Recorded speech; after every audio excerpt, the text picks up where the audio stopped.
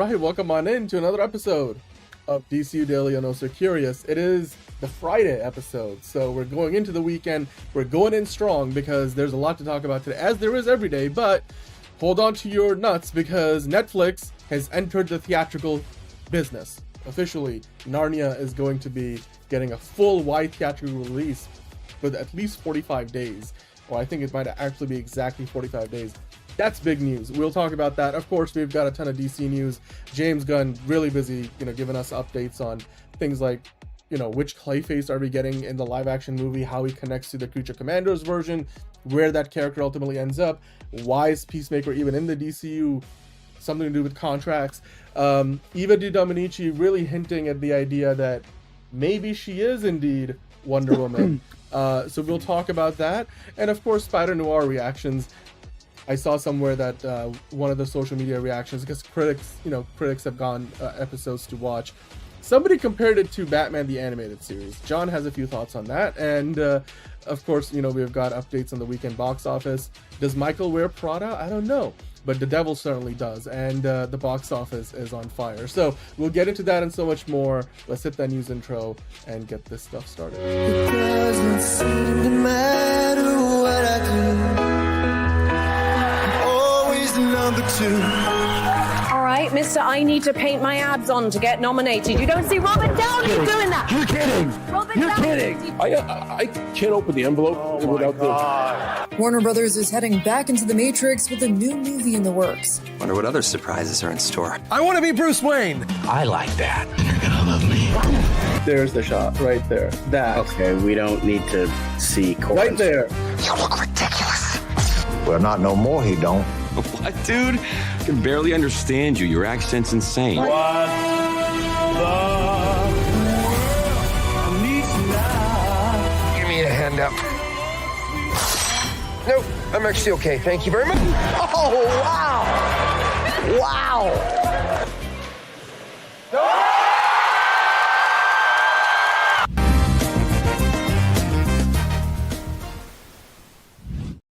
All right, welcome on in. It's gonna be a fun show.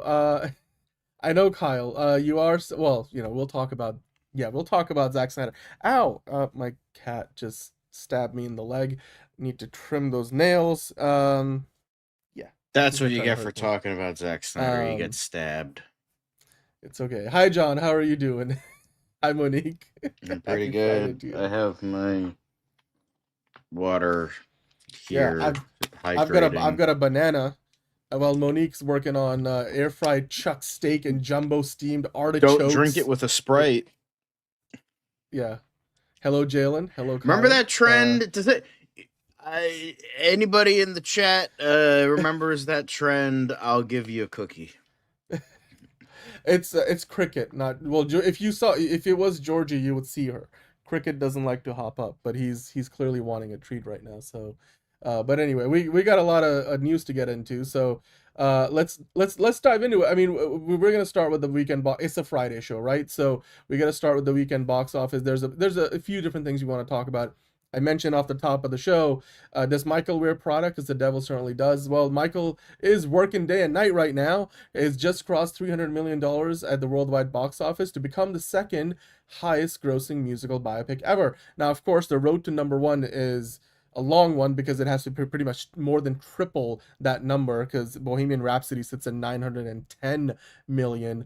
John, your thoughts and your reactions to this 300 million. We talked about I think I mentioned at the beginning of the week that maybe if by this upcoming Tuesday or Wednesday, if it's around 500 million, then you're looking at potentially $1 billion. And by that measure, 300 million going into this weekend is not a bad place to be at all whatsoever, even with The Devil Wears Prada 2 coming out, which we'll get into later. Your thoughts on Michael's performance so far at the box office? Not surprising in the slightest. Yeah. Michael is hee-heeing all the way to the bank. Well, the Jackson State and Lionsgate, that is, not Michael himself specifically. So, yeah, I'm sure this is still going to be the second highest grossing movie of the weekend, and I can't wait to see if Project Hail Mary is still at number 3 or maybe number 4. I will definitely take it. We'll be glazing that later on. Some more Project Hail Mary glaze for you. But John, let's keep on going, because in addition to Michael, of course, the big new movie of the weekend is The Devil Wears Prada 2. Stanley Tucci and in-laws, who's in-laws with Emily Blunt, the two of them actually got their stars on the Hollywood Walk of Fame. Dwayne Johnson was there. Robert Downey Jr. was there, gave a big speech about them surviving Nolan together, Blunt and him, of course, in Oppenheimer. And, of course, John Krasinski was there. That was a big thing this week, getting their stars on the Walk of Fame. But, of course, Anne Hathaway and Meryl Streep, also a big part of this movie. And Monique, yes, you go to the Michael movie to feel the music, and that's, and you feel it's nostalgia, and I enjoyed it for that. But John, if you go over to the next article, I did want to talk about The Devil Wears Prada 2, which of course the debut film this weekend is opening weekend. It picked up $10 million in previews, which is pretty impressive. You're talking like in Marvel movies these days make that kind of money. I think Fantastic Four was kind of in that same range. Of course, we have seen, I think Project Hail Mary made less than that. If you scroll down in this article, we can get some more context on this. But the previews, of course, were from Thursday. This, of course, is through 20th Century Studios under the Disney umbrella. $10 million at the box office for previews. It's now projected to earn somewhere between 75 to 80 million in its opening weekend. There are some estimates out there that are looking at it potentially at 90 to 100 million. Michael made like almost 20 million more than what was expected going into last weekend. So given that this movie is also another one with, built-in fan base, there is a chance it could really, get into that high-end number, like 100, 90, $100 million potentially. Of course, the original Devil Wears Prada opened to 27.5 million back in the day, and went on to do quite well at the box office. So the 10 million already gets it good chunk of the way there. In fact, a lot more of the way there than the original one probably did. Hi, Anthony. So, John, if you go to the next article, we'll talk about what Deadline was saying regards to Prada 2, which, again, reflecting what Variety was mentioning, 75 to 80 million US opening. So off to a great start, 10 million on Thursday. We haven't got the numbers from Friday yet, but the fact that they're looking at 75 to 80 and then potentially 90 to 100.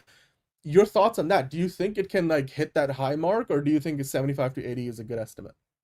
Hi, Figure Drawing. No, I think that, I was talking about this yesterday, 2 days ago. I don't even remember at this point, but I remember talking about this and being like, yeah, that seems like roughly a good, maybe on the little bit of the lower end, but it's still like relatively good. And I think, you do have, I don't think it's kind of counter programming. You have like 3 very different movies. You have Michael from last week, you have Hokum, you have this. So very different audiences going to very different things. So it all kind of, works out favorably. So I think this is a good, as you said, a good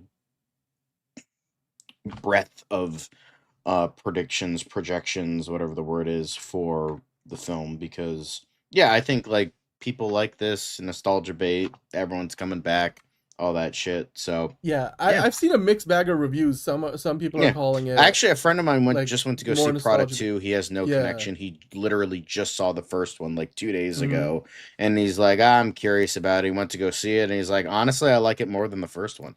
And I'm like, interesting. It's a little the world of fashion feels less despicable, I think, is something that I saw one of the critics mention. It also I've seen reviews where they say they played a little too safe in this one, or it's a mixed bag where they're trying to balance between nostalgia and providing us commentary on the here and the now and the world of fashion and all that. So it's trying to do a lot. But when you've got Stanley Tucci, you've got Meryl Streep, you've got Anne Hathaway, you've got Emily Blunt, and all the other new additions to the cast, it's gonna do well. We talked about the budget, we talked about the projections and how the math behind this movie could work.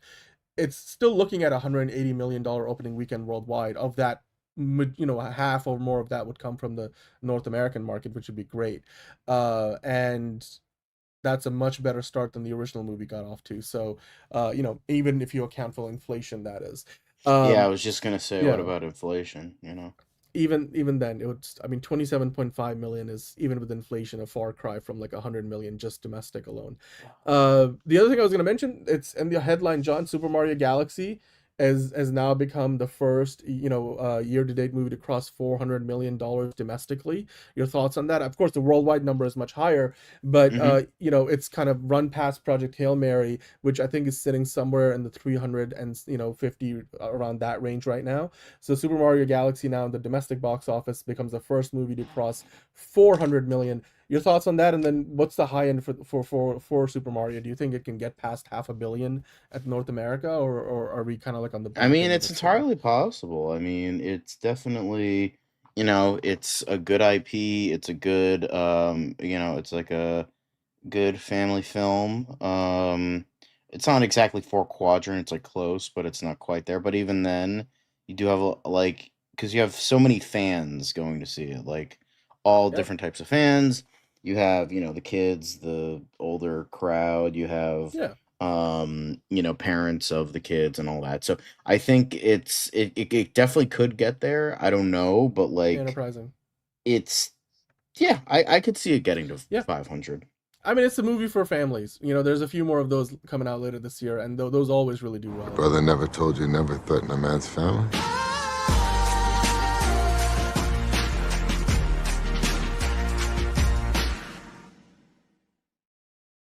Right. And yes, Jalen, it does mean that movie theaters are thriving right now. I mean, Yeah. doom and gloom.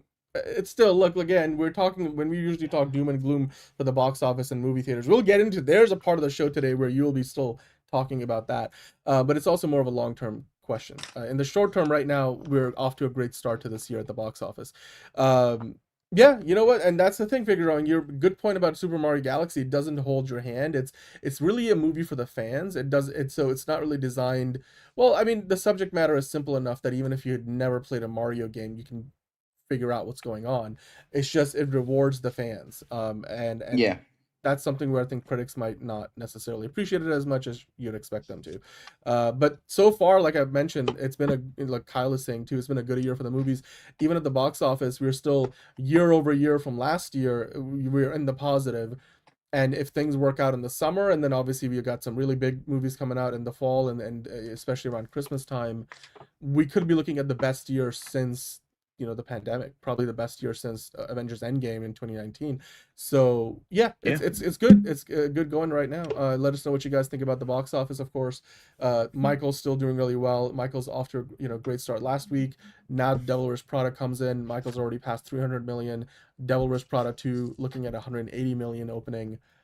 And Super Mario Galaxy and Project Hail Mary, and there's even more. Beyond that, there's even more like genre movies, horror. Like, it's just, you've got options. If you go to the movie theater right now, you have plenty of movies you can check out. So let us know what you think about that, and then which movies are you going to see this weekend? But we'd love to hear from you, of course. Now, in the meantime, we got to move on to talking about some Marvel stuff, some MCU Weekly, as it were. Graduation weekend. That's true, Jalen. It is graduation weekend this weekend. So that is awesome. Well, we're going to talk some Marvel. And John, remember how we talked about it during CinemaCon week, that Marvel came up with this Marvel, Disney, whatever, like, they came up with this interesting label, standard, codification, whatever you want to call it, that was meant to be like, oh, if you can't see Avengers Doomsday in IMAX, you can go see it in Infinity Vision. And Which is the same thing, except it has a sticker on it, and we're probably going to charge you more. Disney. Well, now it looks like IMAX has finally shot out a retort, almost like shouldering or tackling, whatever you want to call it, like, putting the ridiculousness of Infinity Vision in its place. Because it's not even like it's Dolby Vision, which Dolby Vision is a technical set of standards. Like, when you master something for Dolby Vision, the color space of the movie is edited in, and the way you deliver it, there's technical aspects of what that equates to. It's a particular standard that your playback systems need to work with, that your television needs to be certified for. The ACES color system that all these movies use, that is set by the Academy. that's like a technical system that as an editor or a colorist, you need to know how to work with that.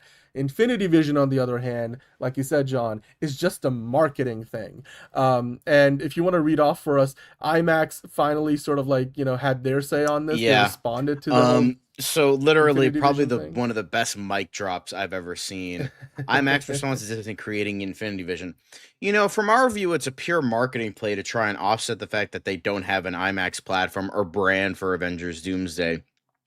It doesn't offer the consumer anything that they couldn't get yesterday. Marvel fans, we believe, are among the savviest, most discerning moviegoers out there. And there is a reason why we are the undisputed leader in premium cinema worldwide. Pow! Mike fucking drop.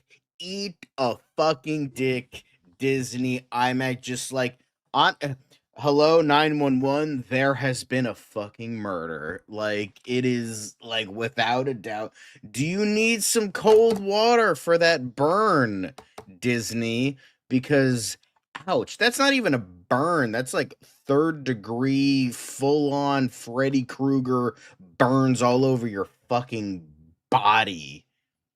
Suck it. I mean, will they get money? Absolutely. But like, this was a great mic draw from IMAX. It's just like, oh, okay. Because here's the thing. Disney fucking just didn't have to do anything. They could have just released the movie and made a fucking $1 trillion. Would have happened either way. But the fact that they had to do this fucking marketing dog shit is like, all right, why? You're just being a fucking dickhead. I like that, IMAX in the politest of ways was like, come on, Disney, like nobody's buying your bullshit. But like Figure Drawing was saying though, it's not gonna stop the movie from making money. It's just this idea. Not. It's just funny that how like slapped us on. It's like it's like we have something too, right, guys? It's like, guys, you've won. As Figure Drawing said, you've won. You don't need to do anything. It's like, what this is like? This is gonna be a fucking ball-brained cockamamie comparison. But you know what this is like? This is like fucking Richard Nixon doing Watergate. It's like, if he didn't fucking do that shit, he would have won. He would have been fine. Yep. But the fact he fucking did it anyway, even though he won, ironically, caused him to fucking lose. Yeah, yep, exactly. It's like, you're a fucking idiot. Yeah, now, I'm not saying Disney is going to lose in this case. I'm just saying it's like pathetic as fuck. And it's just like, why are you like, it would be like if like, I don't know, like right before the finish line doing a fucking dance while everyone is way behind you. It's like, okay, like why? This is just ridiculous. No, you know what it is? Like, we get it. You're going to win, but you don't have to fucking do this pathetic horse shit. I don't know if you remember, there was like this like famous, I think it was college. No, it was NFL. There was like this famous NFL like fumble thing where the guy's like celebrating and like high stepping it to the end zone, and then he drops the ball right before he gets in the end zone. And it's like, Disney's like, this is like, come on, man, like you don't need this. Because what it comes across is like Disney being desperate, or like admitting to the idea that, oh, we really would have appreciated IMAX, but since we don't have we're gonna use our market power to like, create this, this essentially just this, mechanism. It's just admitting defeat, and it's being sore losers publicly. And IMAX is like, you can have all you want, like it doesn't change the fact that people will be going to see it in, I don't know, ScreenX, 4DX, Dolby Vision, Dolby, all that shit. And it's so AMC. funny because then it's just, what's even funnier about this post specifically on Threads is like you have all the butthurt people in the comments. Yeah. Oh, it's a monopoly, not worth paying 3 times the price. I've never in my life. Wow. Like, you have all these fucking people that's like, also, IMAX is not a monopoly. Okay. First off, it's just the best at what it does in terms of premium. It's like calling Steam a monopoly. No, they're just so good at it that everyone else sucks in comparison because they keep making dog shit decisions. Oh, but what about Epic? What about this? Steam is the GOAT. Yeah, no, it's like a winner. But like, John, it's not a monopoly on anything. It's like just like the best in premium format. Yeah, but even then, I mean, look, I'll go out on the limb and say, like, I like Dolby quite a bit, especially if Yeah, I have to Dolby's choose great. I'm between. not saying Dolby's Dolby's great. bad, Like, there's other but it's different. PLFs that are pretty good. It's different. IMAX is fantastic. You can't beat the quality of 70 millimeter IMAX, but laser projected IMAX, which most people can go to, really fantastic. And I think Dolby is like right on that same level. But if you talk about like Monopoly, the total number of IMAX screens relative to the total number of screens in terms of movie theaters, as well as even if you compare just the number of IMAX screens in total compared to all the other PLFs combined, it's not a monopoly. Yes, they are bigger, they have a bigger footprint, they've done a great job of positioning their product in the market as premium in a way that, you know, well, those there's other a reason formats that Steam haven't, Deck but it's has not a been monopoly. out of Yeah. stock because people keep buying it. But yeah, Yes. Steam Machine is going to be overpriced, but it's also like it's meant to be not really a console, but it's a computer in like a cube. Now, I'm not saying I'm going to buy one or anything. Like Steam has made a couple like not great decisions, but the thing is Steam is the best of all time in terms of like PC gaming marketplace, and Valve is Yeah. the GOAT. Why? I mean, because like they might it's be like the whole killing thing of like Steam Xbox does nothing and soon. wins. Gabe Newell Yeah. actually fucking cares about consumers, unlike Right. Epic Games and anybody else that will be forgotten in the pantheon of time because Gabe Newell is winning by doing nothing. It's like, hey, I'm gonna be cool with refunds, and if your fucking, you know, shit gets hacked, I'm going to murder that person personally with a spiked club. So yeah, it's when you're being pro-consumer, you're making all the right decisions. You have constant sales. You are consumer number one. Yeah, you're gonna be the best. Now, are they perfect? No, but they're still the best because they make the best business decisions. Like it's not even close. You know, but oh yeah, Steam Machine, yeah, it's gonna not be great, but like I'm not talking about the Steam Machine. It shows that like you don't have a fucking argument against Steam as a marketplace. You talk about the Steam Machine. Nobody here is talking about the Steam Machine. We're talking about Steam as a fucking gaming marketplace. You want to know why? Because you have no fucking argument, because even you know that Steam is the undisputed GOAT. Like, we're still talking about the Steam Machine. Who gives a fuck about the Steam Machine? Nobody fucking gives a flying fuck about the Steam Machine. Nobody here is talking about the Steam Machine. Why? Because it's overpriced tech. Who gives a fuck? But it just shows that you're going after this stupid thing will be a non-issue that they're going to invest in. It's going to fail, whatever. Like, you know, the Apple Pippin, remember that? But that doesn't stop Apple from being the undisputed GOAT of electronics. But like, oh, they made a failed console, that means they automatically suck and they're the worst. That is such a dog shit fucking argument that it's like, I'm not even talking Don't about take the bait, like, John. that's like not even all right. Let's move on to Spider-Noir because this Yeah. is like a fucking such a dog shit argument. You took Anyway, the bait. Nick Cage, everybody. Okay. Yes. We got first reactions for Spider-Noir, John. I thought you might be excited. They're comparing it to Batman the Animated Series. Yeah, It's as I good mean, as just that. like how every superhero movie is the best since The Dark Knight, right? I mean, I don't say that as some people do, but sure. Hailed as amazing and spectacular because, of course, those are the two fucking adjectives that you have to describe every Spider thing because amazing Spider-Man, spectacular Spider-Man. Is it the ultimate Spider-Man show? Is that what we're saying? But yeah, so critics have received screeners for Spider-Noir, and a couple of early social media reactions say it's amazing and spectacular, and that Spider-Man meets the Batman the Animated Series. This is all we have to share for now, but posts like these should only build further excitement for a show that's won fans over in a big way with recent trailers. And Cryptic 4K Qual, who is usually hit and miss, but they've been hitting a little bit more recently. So, but the episode names are apparently, according to Cryptic. Now, again, even though Cryptic is usually pretty good, with this, I think it's with this as the episode title: "Step into my office, tread lightly, double cross, a mistake I'll never make again, betrayal, nightmare on a gurney, nobody's hero, the man in the mask." So very typical kind of vague title. So I can see that being the case. But then everyone, everyone's favorite scooper, Grace Randolph, said no one. So he, I guess she's the one who made the comparison, the famous. yeah. Be- So that means it's, Beatas. it's not. It's.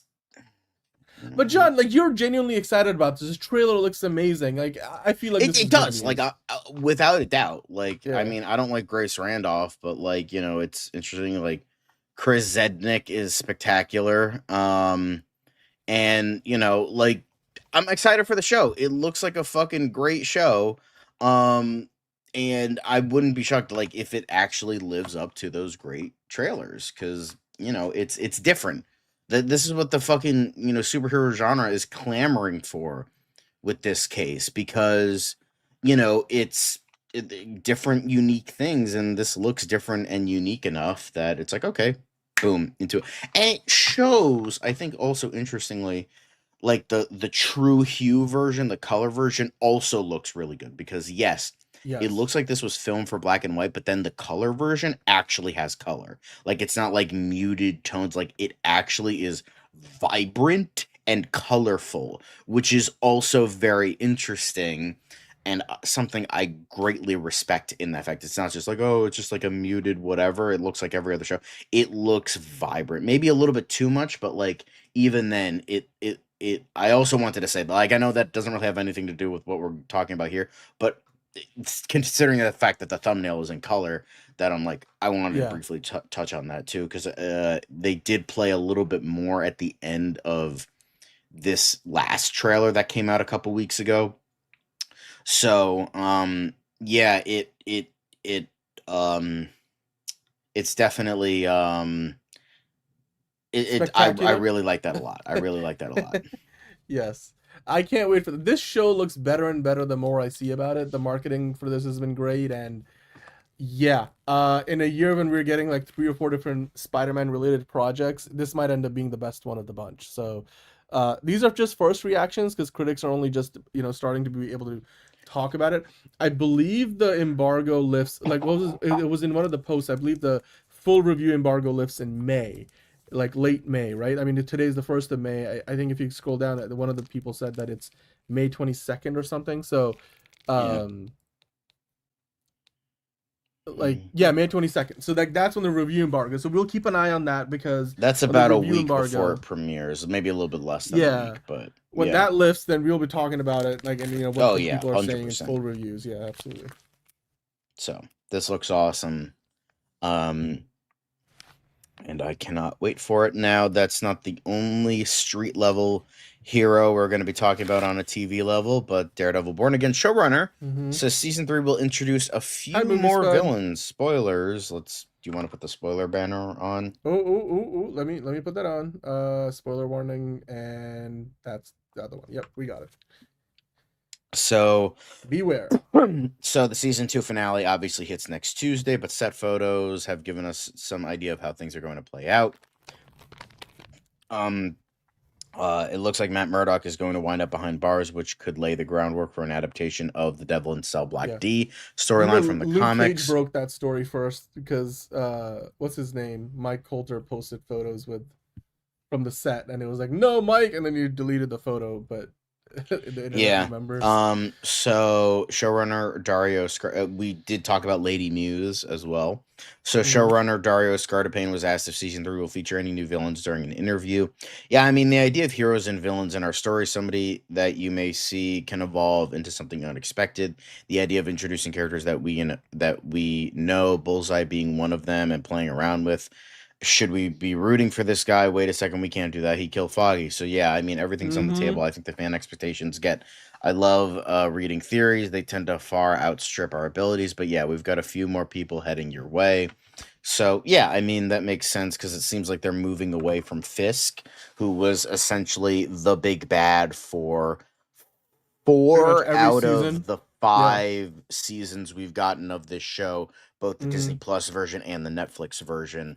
So they're finally moving on, and hopefully it actually stays the course, because season 2 of the Netflix show is considered the weakest by fans. So I hope that we can actually, get some great stuff in regards to that. So No, I agree. I can't wait to see where they go moving forward, because it's not like Kingpin is gonna go away. No, It's no, just no, of Kingpin course won't not. be the main villain anymore, which I think is long overdue. That it's just, you get to a point where you're like, okay, I think we have sort of, run this into the ground. Maybe we need to try something a little bit different. And clearly, the way these characters are evolving, I think it makes sense to kind of change directions. And then I'm sure the Kingpin will figure into the story in some prominent way anyway. So it's not like, if you're worried about, I mean, you're not going to miss Kingpin per se. Like, he'll still be around. Obviously, we have seen Vincent D'Onofrio on the set of the show, season 3. So they've got him in there. He's just not the man that he used to be. Is one way of putting it, as it were. So yeah. Hey, Caleb's here. Hi, Caleb. Oh, Hi, hey, yeah. Kent Mansley. Love it. Also, let me, just before all the we move defenders are back. on, hang on. Let's do this properly in honor of Caleb. There we go. We'll take the spoiler warnings off. Yes. I like that Jessica Jones is back too, and hopefully she's, actually with Luke Cage rather than dancing around it like they did before. So, Kent Mansley, work for the government.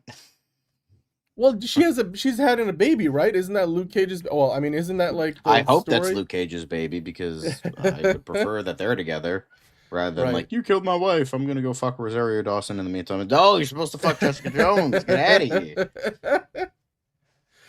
You know what? I wouldn't blame him, honestly. But let's. I've heard nothing but great things about it. I'm gonna binge it once it's done. Yeah. Well, Luke Cage and Iron Fist, we know they're back. So yep. Guess who's back? Back Back again. Heroes for hire. Back again. Anyway. Shady's back. Tell your friend. Anyway, let's. That's all the MCU Weekly stuff we got for y'all today. We're gonna get into some movie talk madness. We're going at a brisk pace today, John. Let's kind of keep this up if we can. So yeah. I wanted to mention there's a couple of big stories in Hollywood today. This is the first of two that I really wanted to talk about beyond just like all the comic book stuff. The Oscars just made some groundbreaking changes to their rules and codifications, and they're calling it in all these industry trades probably some of the most significant changes to like how certain categories will be voted on, as well as codifying their stance against AI. Yep. Since the inception of the Academy Awards. And so in the article here in Deadline this says seismic. If you scroll down, John, I wanted to kind of like walk through a little bit of this, because basically there's a bunch of different changes, and I think we'll see there's like a list at the end of this article. But what it comes down to is essentially, let's stay at the very top, because I'd rather just look at because there's just like like ads, and as much as I love Blue Buffalo, my cats love Blue Buffalo, I should say. But if you go back to the very top, confirm Dan eats cat food. My cats eat cat food anyway. So it comes down to the biggest change. Actually, I would say there's 3 really big changes.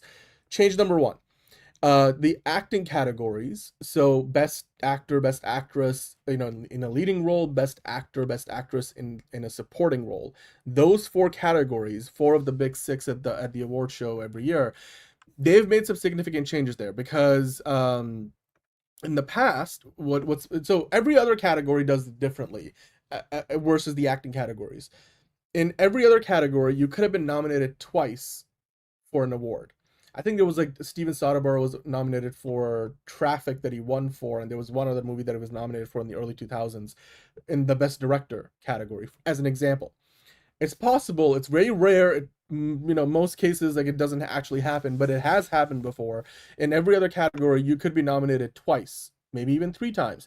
Now, in the acting categories, that wasn't possible, because even if you got like because the way that you ultimately get voted into the nominees from the short list is they do like this ranked voting. So you get like, if you get number 1 vote, number of first, second, third, and they'll aggregate them. So even if you got like the same number of votes, they would still have like a tiebreaker so that you would only get nominated for like one performance.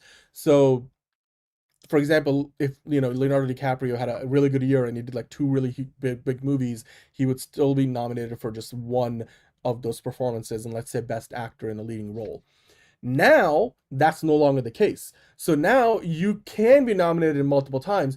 So John, there is a chance. Like I feel like if you're talking about like today, who's got the odds of like getting nominated twice or three times in a single category, you're probably looking at somebody like a Timothy Chalamet, or I don't know if like Zendaya would be it, but maybe Florence Pugh. Like you've got these actors who are doing big movies, who are doing award-baity movies.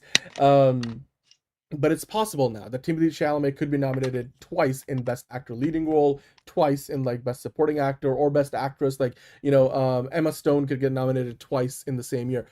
That's a big change because that changes like how all this is done. If you go back for the last like 10 years, there's a couple of instances where you would have an example of like somebody who under now the old rules only was able to get nominated once in a category. They would have had multiple nominations, which obviously also then raises your chances of winning, right? Because now you're there like twice. So people, of the 5 nominees, you're 2 of them. Is it going to happen very often? Probably not, but that's a big change. The other big change, John, this is something that we talk about every year at around the Oscars season, the award season in general. Mm-hmm. The Oscars treat the international feature film category in this weird way. It used to be called, best non what was it called? Like best non it was like movie, best non-English language film, then it was best film foreign or something, film. Feature film. Yeah, and then now it's called feature. International feature film. So that category, if you notice when you watch the award shows, or even if you just look at the results, they always like announce it as name of country that the movie is from, because each country can pick a movie to represent that country and submit it for consideration as that country's submission. Even on the Oscar trophy itself, you would usually have the name of the country inscribed rather than the direct name of the director. Now they've changed that. So now if you win in the best international feature film category, the director's name will be inscribed on the statuette, alongside, or either just the director's name or alongside the name of the country. I couldn't tell, that wasn't really clear here, but essentially they're getting away from the idea that when you see, even on the broadcast, they would have in big letters France, and then in small letters the director and the name of the movie. That's getting changed now. The movie is going to be front and center, the director is going to be front and center. The other thing they've changed is that how you qualify for best international feature film. So back in the day, up until basically now, you would have to become a submission from a country specifically, right? An example would be the Anatomy. What was the Anatomy of You or something? That was Anatomy of a Fall? No, Anatomy of a Fall. Sorry, the Anatomy of a Fall was a movie that did win at Cannes the year that it came out. Their big Oscar qualifying award, I forget, is it the Cannes Lion? I think it is. The Palme d'Or. It won the Palme d'Or, and Anatomy of a Fall was not submitted by its host country for the award that year. I think it was. I think it was, might have been France or whatever it was. So therefore, it wasn't nominated because that the country that the movie was from submitted a different movie. So now that's no longer the case. Now a movie can just qualify from any of those Oscar qualifying festivals like Cannes, like Toronto, Venice, Sundance, Berlin, Busan. There's a number of them out there, right? I just went over all the big ones, and they each have like an Oscar qualifying award, like Palme d'Or at Cannes, the Platform Award in Toronto. You got the World Cinema Grand Jury Prize in Sundance, Busan Award, Best Film Award at Busan International, the Golden Bear, at the Berlin festival. So these are like the Golden Lion at Venice. These are all the ones that would qualify a movie for an Oscar run. But now that can also qualify you for international feature film category. You don't have to be submitted from your country. You could still be submitted from your country, but that's not the only path. So they've opened up the paths that you have as an international feature film to be considered for the award. And then, you're less reliant on the country that you're from. So I think the focus there now changes to the movie itself and the director and the filmmakers, which I think is a great point, because again, it makes for a more diversified field, and I think it's finally modernizing it to the here and the now, because I think the Academy is opening up to the idea that, a lot of other countries have very robust film industries, and you can't just like ask for one movie from that country. In a lot of the times you'll have multiple really good movies. So yeah, and then it's still possible for a movie like a Parasite, that can win best foreign film or best international feature film and best picture. That's still possible. Now the other thing, John, I think if you scroll up, you had this highlighted earlier. The Academy has now codified in their rules for Oscar consideration their stance against artificial intelligence. So this is something that was, very sketchy. They didn't have any official codified rule, stance on this. And when I say codified, it's now written into the rules. And it basically sets the stage where the Academy will not consider any performance by an actor that was, AI based or majority AI, performed. So the wording that they have is they're now clearly, stating that only performances, the Academy has said that only performances, acting performances, demonstrably performed by humans will be eligible in acting categories. The same will go for writing categories, which have been codified to say, according to Deadline, only human authored screenplays are eligible.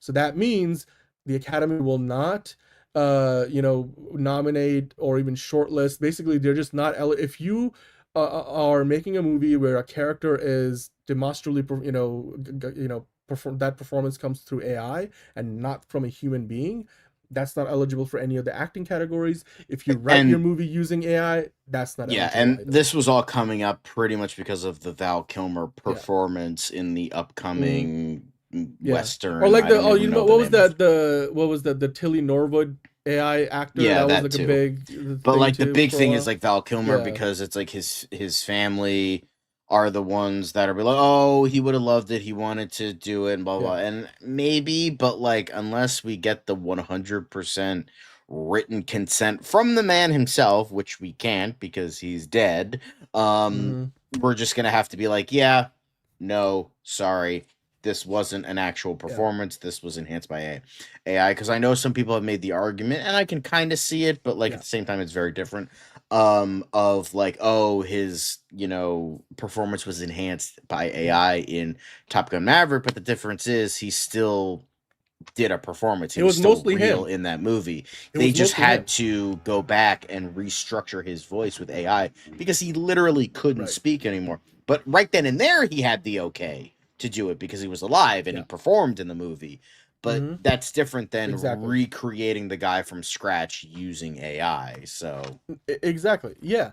And not to mention, so these are some of the big changes, and I think these are all very significant because they all change, very significant ways how you either are considered for an award category or whether you are able to, whether you're even eligible to be considered for the awards at the Oscars. But if you scroll down in this list, John, I'll just quickly like TLDR the rest of the changes. So in the casting category, they changed things now because this will be only the second year in 2027 when they will award a casting, Oscar. Right. They've now changed the limit on the number of statuettes they'll give out. The maximum last year, the first year, or this year was 2. Now they've upped that number to 3. So you can get up to the winning, movie for best casting could give out up to 3 statuettes to the casting team. This year it was 2, so they've increased that now, which I think is good because sometimes on a bigger movie you might have multiple casting folks involved. Certainly at the studio level. The other thing they've changed for the cinematography category, the preliminary voting before. Because there's a preliminary voting round, which then creates the shortlist. Now that voting round will produce a 20 film shortlist rather than what used to be a range from 10 to 20. So now the shortlist for cinematography will be 20. It's kind of like what they did with, the best picture can be up to 10. And then, most of the time it ends up being they fill out the 10. But, this is for the shortlist, not the nominees. But it just means more movies will get to the final shortlist before you get to the nominees section of the voting. It used to be 10 to 20. Now it will be 20. Now, if you keep scrolling down, the makeup and hairstyling one is a little, like, not relevant to most people because it just changes like what the requirement is for people in the academy who are voting in that category, and what they need to do. Like they need to be physically present at some meetings and qualify. They also changed up the original song category rules a little bit. Basically what they were saying is if you're submitting a song for best original song for a movie that mostly plays over the credits, you need to, when you submit the reel for that song, you need to submit 15 seconds of the movie's ending before the credits roll. So that way, kind of like, so think about it this way, like if the Dark Knight, it ends with that whole monologue, like he's a silent guardian, he's a watchful protector, he's the Dark Knight, and then all of the credits hit, and all of a sudden it's like Lady Gaga singing Bad Romance, and then they submit Bad Romance for the Oscars for best original song. You need to submit like 15 seconds of the end of the movie with the credits sequence, so to kind of realize like the context in which the song is playing. So that's a minor difference, is more for like the studios that submit, or the filmmakers, rather than for us as fans. This is one that I was interested in more so, John, the visual effects category. They did mention here, so this is kind of interesting because we talk about how do you sometimes tell with the visual effects, because some people like aren't able to kind of comprehend what the effort level was and what visual effects went into the movie, and why is that movie a movie that's considered one with great visual effects in the first place. Well, for the Oscars, the Academy members usually get this 3-minute reel of before and after shots. We have seen all of the we have what they look like. You'll see like the raw version of a shot, then they'll like wipe across the screen and you'll see the finished shot. They'll do multiple wipes and all the layers get added on. There's usually a 3-minute reel submitted for each one of those movies that are eligible in the visual effects category. The rule that now changes, it used to be that, it wasn't required that you watch every single one of those reels before you vote for the visual effects Oscar category, which I feel like, it's kind of important that you watch the VFX reel to understand, what they were actually doing, especially because you might have a lot of hidden visual effects that you don't even realize. Now they've made it mandatory that all Academy members must view the 3-minute before and after reels from the visual effects bake-off, which is what I was talking about, to be eligible to vote in the final round. So again, holding the members accountable who are voting on these things. Then in the writing categories, like I mentioned, they basically said it's got to be a human written screenplay. And then they also changed a few things around the Governor Awards, which more minor stuff. And then the last thing here is Rule 2 that regarding generative artificial intelligence, saying that the Academy has the right to request more information if you do submit something that involves AI enhancement. So that's more, behind the scenes baseball. Like it's not really something that is going to affect us so much. John, which of these changes do you think is going to have the greatest effect on the ceremonies and just the voting process for the Oscars moving forward? I think it sets a broken clock is right twice a day. Yeah. The AI thing is definitely very important, unless it's like this specific person is saying, yeah, it's okay to use me as this, then sure. But like most often than not, it's like they're not, and they have every right to their body and their face and to not be used under someone else's thing. So very much appreciate that. And I, as well as very much different attributes of different categories. So I think this is definitely a step in the right direction. Yeah, absolutely. I agree. I think the biggest change here is the international feature film. The fact that it's no longer going to be like so country focused, and there's more pathways for movies to be eligible. That creates a more inclusive environment. I think that's been the Academy's goal for a while. They've been making steps every year. So again, this just adds to that. It's gonna be fun to see if there is a year when you have like, I don't know, like a I mentioned Timothée Chalamet because he's like the most obvious one to consider, who might have like two of the best performances of the year, and you wonder, is he gonna get 2 nominees now out of the 5? And like, does that mean that he's way more likely now to win one of those? Or like, will the dark horse contender always come in to like take the award and stuff? So, and then again, all the rules against AI, I think that's also significant. Now that it's now changes the game for studios, because studios are pushing for AI automation wherever they can to save money and efficiencies and don't pay people. If they want their movie to be eligible at the Oscars, you can't have a AI written script. You can't have AI enhanced performances, or they won't be eligible. So I think the Oscars, they have some lead, they have some pull here, they have some leverage, and they're using it. The Academy is, and I think this is a good thing, especially at the studio level. So regulations are key. I mean, hopefully this means that the government at large also over time. I don't have any trust in the US government especially, but we need AI protections because it's just moving at a breakneck pace right now, and the Academy is doing a good job with codifying their stance against it. So with that, let's move on to the next thing. John, I feel like it's that meme, like, from The Office, is like, oh my God, it's happening. Oh my God, it's happening. And you're like all rushing out the door. That's what's happening today, because Netflix, it turns out, are doing an actual proper, real, full wide theatrical release for a movie. And it's over fucking Greta Gerwig's dog shit Narnia adaptation. Okay, but hold on. You haven't even seen the trailer. Like, I'm just going to say, we have not seen a trailer. We have barely seen any stills, behind the scenes stuff. I'm not going to prejudge it. It is a Narnia movie from Greta Gerwig. What she did with Barbie gives me a lot of hope. I also love the Narnia movies growing up. Yeah, but Barbie and Narnia are two very different franchises. But so is everything else she did before Barbie. So I'm like, I feel like she's got the directing chops. Not to mention, you got Daniel Craig. I don't know. I still don't Meryl think she's Streep. the right filmmaker for this. No matter what, I just don't think she's... I don't think she's right for this. It just doesn't. I was gonna say, but we're not talking about Greta Gerwig's fit for the movie at this. Like, she's directing the movie. If it flops, it flops. But the fact that we could talk about its box office being a flop for a Netflix movie was not a consideration until today. We knew that it was gonna get a release this Thanksgiving in IMAX for a few weeks exclusively, and then it was gonna be on Netflix. What ended up happening, and this explained in this Deadline article, somebody on the movie, they don't mention who by name, suffered an injury, and as a result of that, come on, you're fake. But like, as a result of that, there's been some delays in production, so they weren't gonna make their release date in November of this year. So what they decided was, we're gonna go to Plan B. So it's been described as this was always the Plan B, and they're now moving the release to February of next year. But the difference is they're still going to have the IMAX release. But in addition to the IMAX release, Sean, if you scroll down in this article, I cannot scroll down because my browser hates me.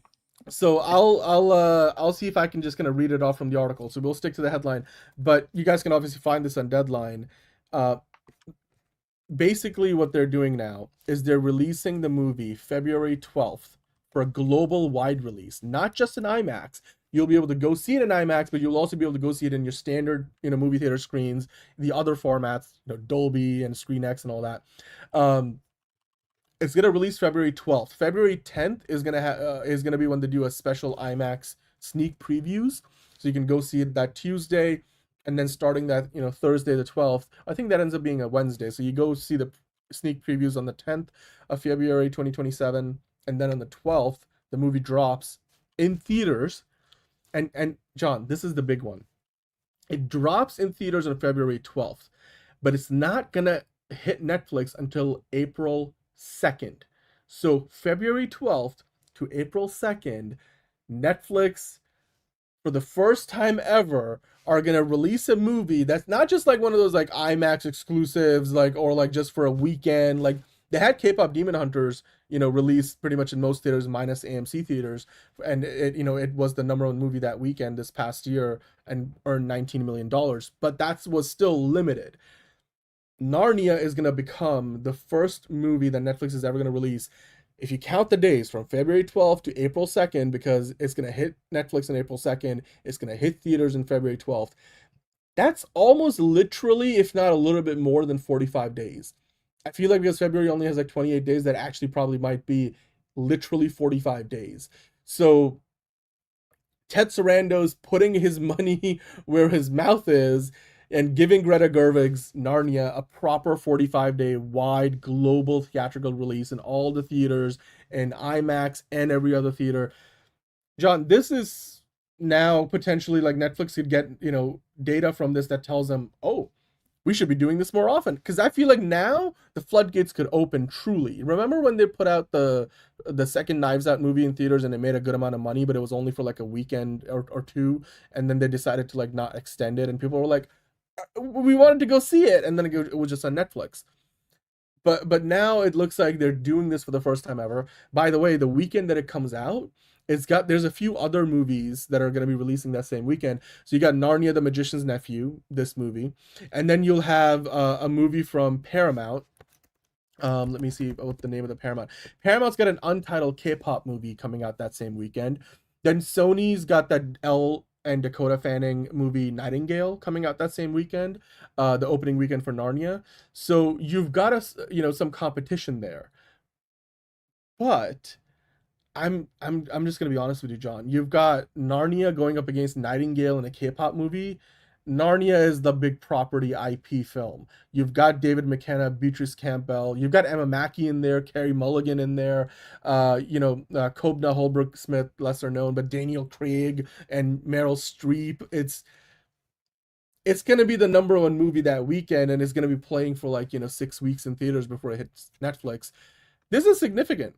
This is like groundbreaking. This is Netflix saying, oh, we might actually start releasing movies in theaters properly now. Because like, if this works out really well for them, then who knows? Like, we might be getting Netflix maybe they were being honest about like what they wanted to do with Warner Brothers. Dicks, WB, you don't want us? Well, now we're gonna be a fucking competitor for your bullshit Paramount deal.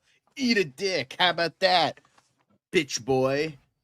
Yeah, because the big thing that people sometimes don't, well, a lot of people didn't realize, or maybe don't realize, is when Netflix was in that whole process of buying Warner Brothers and ultimately walking away, they got to look at the books of Warner Brothers. They got the inside knowledge on how a Hollywood studio operates. And not only the financials, but like the business relationships, the contracts, and how all of that affects, the day-to-day operations, as well as the long-term business model of Warner Brothers as a theatrically releasing movie studio. Netflix never had that level of insight before to any other Hollywood studio. I bet you they're using that information well, and that knowledge now is being turned into a proper theatrical release for Narnia. I mean, whether you like it or not, it's gonna be the first Netflix movie to get a proper wide theatrical release. That's not just for a week or two. It's gonna be for literally 45 days. Greta Gerwig was over the moon about this, and she had a statement. The IMAX folks had a statement about this. And yeah, I'm excited for this, John. I don't know. Do you think this now opens the door to Netflix? Maybe let's say in a few years' time, being like, we're gonna put all of our movies in, or at least the big ones, in theaters first for 45 daes, and then put them on Netflix. Because if this movie does really well in theaters and then blows up on streaming, isn't that the ultimate prize? Like, what are your thoughts on this? Yeah, I mean, it's definitely could be I think it's definitely a step in the right direction, even though I don't really like the movie in question. I just wish, they did this for like something like Frankenstein, or, something that would probably get more money. But, this is the first major thing. So like, good for them. And it just goes to show, it's like, all right, fine, WB, if you don't want us, if you don't want our more lucrative deal, fine. We're gonna make our own proper studio with blackjack and hookers. So I kind of, I got that like, I reference, kind of yeah. like that. It's not, and not just for like a fuck WB kind of case. It's just like, it's the whole thing against the Paramount Warner Brothers merger is just lack of options. Netflix is like, okay, fine. And I do think Ted Sarandos was like, as you were saying, like, he is behind the idea of the theater and the theater experience. He's like, okay, fine. This big, much bigger, deal and merger going on. Fine. We'll become another studio. We'll become another competitor, because that's what we need. All of us. Heartbreak feels good in a place like this. So I think that it means something. Is it like the best option? No, but like, I mean, I'm not gonna act like, oh yeah, Netflix, they're winners, they're the best company. No, they have had tons of problems, and I'm not saying Ted Sarandos is the next Jesus or anything like that. They're still like $1 billion company that Right. still sucks. But like, I mean, Well, in terms what I'm thinking of is like all these merging companies, because we've talked about different mergers, like, we've had like, like Comcast NBC, like we've had this, that, like that like music giant that's gonna like combine, like we've had so many different mergers that are obviously not like as big as Paramount and yeah, WB, BMG but and Concord becoming the fourth biggest music yeah, label, exactly, record label, stuff yeah. like that. Yeah. It shows that like things are consolidating, and that's not good. So you do have Netflix again. Creates I less would say more competition, yeah. broken clock right twice a day kind of thing, where it's like, you know what, we're gonna become a competitor, and that might be, they already kind of are with how many times like their stuff has been. I Yeah. mean, the Frankenstein was a Netflix movie. Well, but they would it got do the, nominated but for they would Best do Picture, the, but like, yes, it's but they would still do the bare minimum, like the bare minimum. but to now qualify. that's like, okay, now we're Yes. gonna fucking fully step into the Yes. ring. The Undertaker music starts playing. And you got like, you just got you stepping into the fucking Wait, ring. you mean and the here Texas? we go. Well, you mean the Ted Texas Sarandos the has the American gloves Badass, on, or like and the Dead Man? he's Okay. gonna beat up some fools, it, maybe. So we'll see, but yeah, it's definitely a step in the right direction. So Yeah. that might Yeah. mean something for Yeah, the future of cinema. exactly. And by the way, I don't really care if Aslan is voiced by a female or male. I It don't kind think of goes matters. against the I point don't- of the it's- character, which I don't it's- care for. So, But the movie's not out yet, and I personally don't really know too much. I'm gonna say we'll see how it turns out. Considering, again, what Greta Gerwig did with the Barbie movie, like I'll give her the benefit of the doubt until she proves us wrong. And to answer your question, Michael, Dakota L. Fanning have not really been in a movie before, not at this scale. Nightingale is a historical drama that takes place in World War II about two French sisters. Don't really know too much more beyond that, but that is coming out next year in February as well. The same weekend as now Narnia getting released. So there's two big pieces of news here. Narnia getting delayed from November of this year.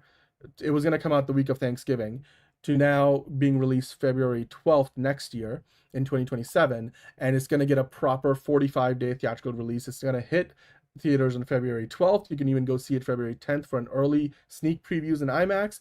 It's still going to get the IMAX exclusive window, and then it's going to hit Netflix on April 2nd. So you can go see Narnia and in theaters, and then see it on Netflix.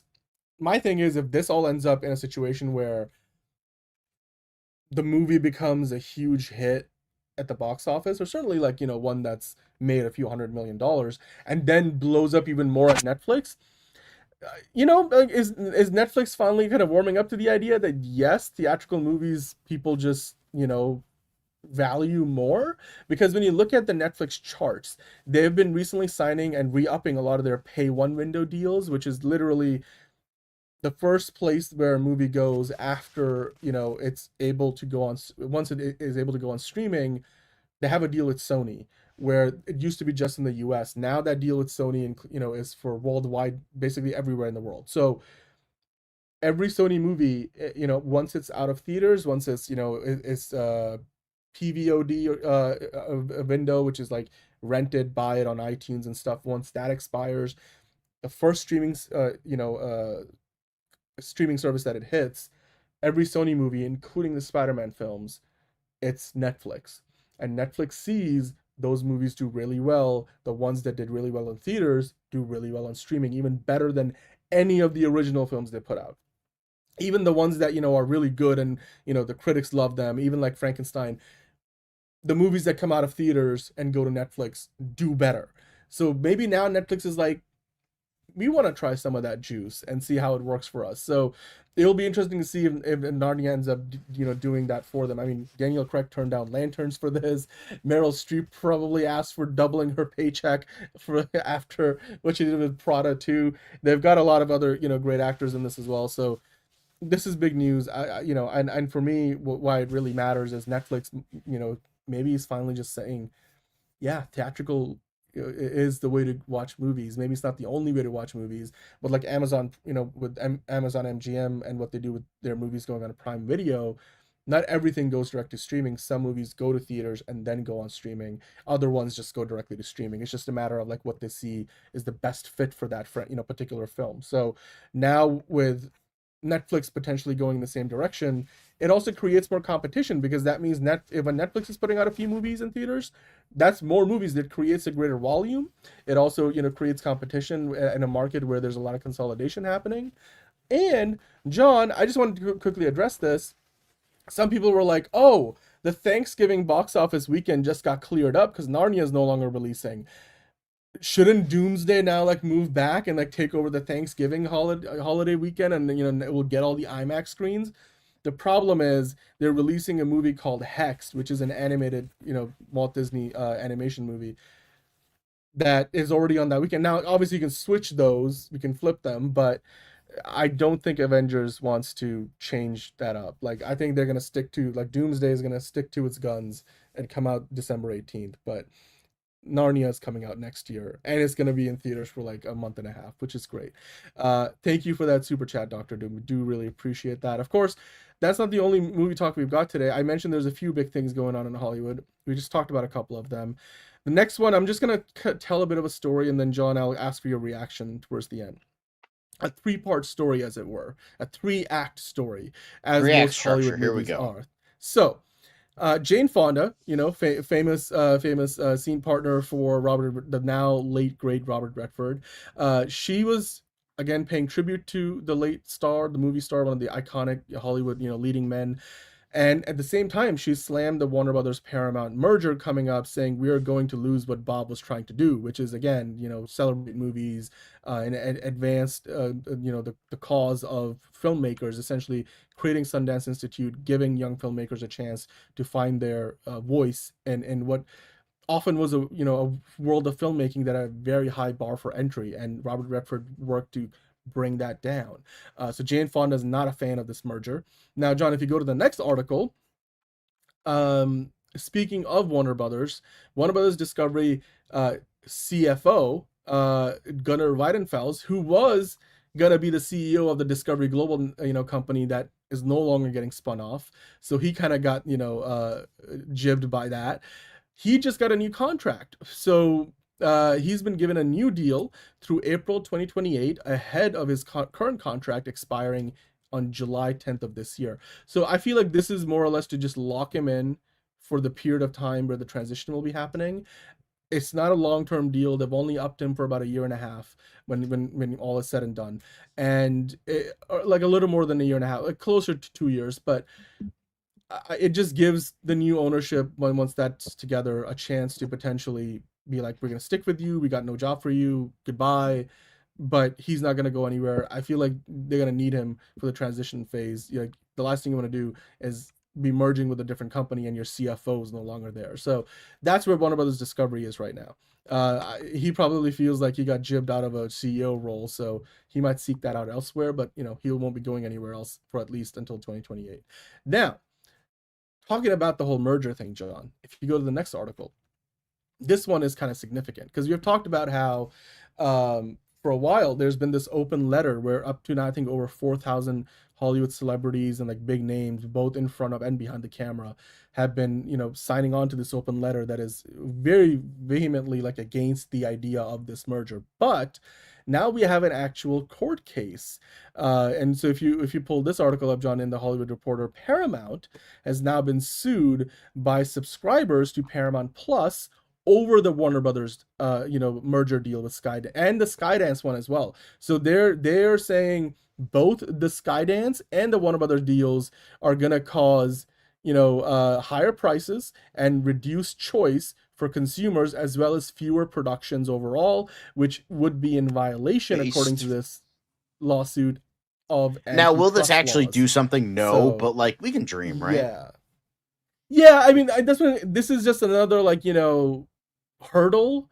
I think, like you said, John, is this gonna cause the merger to fall apart? But it shows that people are willing to fight it, no matter what. To block the merger, do what they can. And you know what? Here's the thing: one can dream, maybe if everybody does their little bit, it creates enough momentum that the wave becomes a tsunami, and maybe that leads to some kind of grand action that does stop this from happening. We've talked about there's potentially other factors, like the Middle East financing might fall through, what that might mean, but yeah. um this is certainly, like, not a good sign. Your fake 915 saying, didn't Netflix and Warner subscribers also sue when they agreed to merge? I think so, which obviously is no longer a valid lawsuit. But don't quote me on that. I don't know for sure if that was actually a lawsuit or not, but there was some opposition. But yeah, I mean, this looks like some kind of a class action lawsuit. I don't know if it is a class. It's just, we'll see where it goes. I don't want to dig into it too much until it becomes anything significant. There's obviously the state attorneys that are trying to put together some kind of class action lawsuit, or certainly some way to block the merger. And then you've got the open letter. There's a lot of creatives that are against the idea. There are some that are not, but it's Hollywood is a diverse place. But yeah, you guys let us know. Are you in favor of the Paramount Warner Brothers Discovery merger? Are you okay with, the two companies becoming one? Netflix is putting movies out in theaters now, apparently. So, as well as Amazon. So, do we need Warner Brothers and Paramount to be separate studios? And maybe Apple will get back to doing theatrical movies. We might be okay. You might be okay. Who knows? But John, speaking of being okay, let's glaze Project Hail Mary some more, shall we? You almost said Paramount. No, we're not glazing. We don't glaze Paramount in this house. We say fuck Paramount and Crybaby Ellison. Yeah. Yeah, I think a lot of us rather than not merge. But let's glaze Project Hail Mary for a moment. This is a great. Have you? You're not on Instagram, so I don't think you know this account. Volentless is an account that basically takes movies and like takes these iconic shots and extends them vertically. So, whether it's using, AI or whatever else might be, you could see there's some imperfections in certain shots, but essentially he's extending these, horizontal shots vertically, and so it kind of creates a different dimension to the movie. It's almost like when Zack Snyder would talk about, when you get to see the full IMAX frame, 70mm frame, there's much more verticality to it than your traditional cropped version. So this just looks beautiful, and I just wanted to point that out. If you haven't experienced Project Hail Mary in vertical video form, this is like a really good example of that. But yeah, let's keep going. Sound was a very important part of Project Hail Mary, because that's how the Iridian language was kind of showcased, was like kind of like pops and all that sorts of thing. So yeah, I think that's damn cool. They were kind of going on about how they got this, like 5 layers are used, including humpback whales and a solitaire thrush bird. Then different instruments were used for Rocky's voice depending on whether he was calm, serious, or agitated. An ocarina when he was calm, so a little bit of a Zelda crossover there. While yes, I'm aware ocarina is an instrument that existed long before Legend of Zelda, I'm just saying that's how people know it nowadays. A jug when he's serious, and a contralto clarinet when he's agitated. So, and he was also the sound designer for Godzilla, and apparently an air conditioning duct on top of a dry ice was how he got Godzilla's roar. And then what was the sound of the universe expanding? Apparently his breathing. It was just him breathing. It's just boom, expanding. Perfect. Love it. That's great. I love Foley shit. That's just so interesting to me. Like how they get Foley sound is one of the most fascinating parts. You want to know a fun fact about Godzilla? Actually, kind of side tangent a little bit, but the way they originally got the Godzilla roar, rubbing a leather glove on a cello. That is how they got the original Godzilla roar, like back in 1954. That sounds. The one that gets me the most is like how they got the lightsaber sounds, with like the electrical. Yeah, it was like the wrench on like those long metal wires that like attach like those long metal cables. Like that was like the TIE fighters, and like there was that as well, was like the hitting the wrench on those. Yeah. Then there was another one I was reading how they got the How did they? I remember reading it was really cool how they got the TARDIS sound. Um.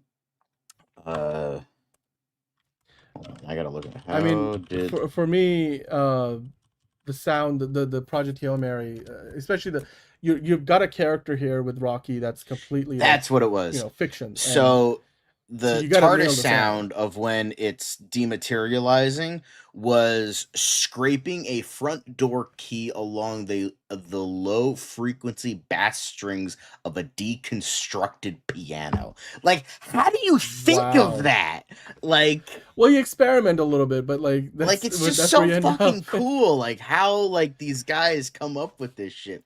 Like, there was like how Sam Raimi and Rob Tappert figured out the sound of the evil force in The Evil Dead. Like, they kind of were like going like woo into a microphone, but they also used like the static like environment, and they also used like I think they used like a TV sound, and like I think they also used like tubing or something. It was really cool. I forget what it was specifically, but like how they did that was really fucking cool. It just fucking like sound stuff in movies is just so, even nowadays, because even though Foley sound isn't really used as much anymore, it's still really cool. Like for another Evil Dead reference was when Linda's Achilles tendon gets stabbed with a pencil.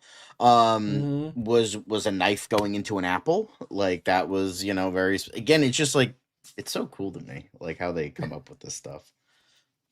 It's the thing about it is most of the time you would never think that that's the way you achieve that sound. That's the part that that's the part that fascinates me the most. Like, you would not think that that's how they would create that sound. Foley sound, if you guys want to look into like the magic of movie making, like Foley sound is a great place to start. But yeah, anyway, let's keep going. Yeah, awesome. Anyway, next up, oh shit, this content is not available for anyone under the age of 18. So, oh, that's weird. Hold on. Let's which one? Basically, it was like four modern sci-fi classics. You got Gravity, you've got Interstellar, you've got Project Hail Mary, and then there was a fourth one in there that I'm forgetting right now. I assume 2001. The Martian. Oh. And between the four of them, it's kind of weird because all of them sort of like end up somewhere between the $600 to $700 million, or like almost $800 million box office. They're all fresh and Rotten Tomatoes. Project Hail Mary is the highest ranked of the four. They all got pretty high ratings on IMDb. I think Interstellar has the highest with 8.7. Project Hail Mary has 8.4. It's one of those things where you're like, if you're a fan of space-based movies that are relatively accurate to the science of it all, and at the same time create great fiction stories based on memorable characters, again, your mileage may vary, but you have Gravity, Interstellar, The Martian, and now Project Hail Mary. So as a film enthusiast, I think it's a good time to be a fan of space-based sci-fi. So and beyond just the Star Trek, the Star Wars of the world, so yeah. 100%. Moon is great. If you have not seen Moon, watch Moon. Moon is an underrated sci-fi movie. I will 100% admit to that. Yeah. Obviously, then you go far back enough. You got 2001: A Space Odyssey. Even 2010, the year we make Contact, I think it was. Yeah. That was by Peter Weir, I think it was. Yeah. Close Encounters, and I mean, although like that one that's what I call a close encounter. Yeah.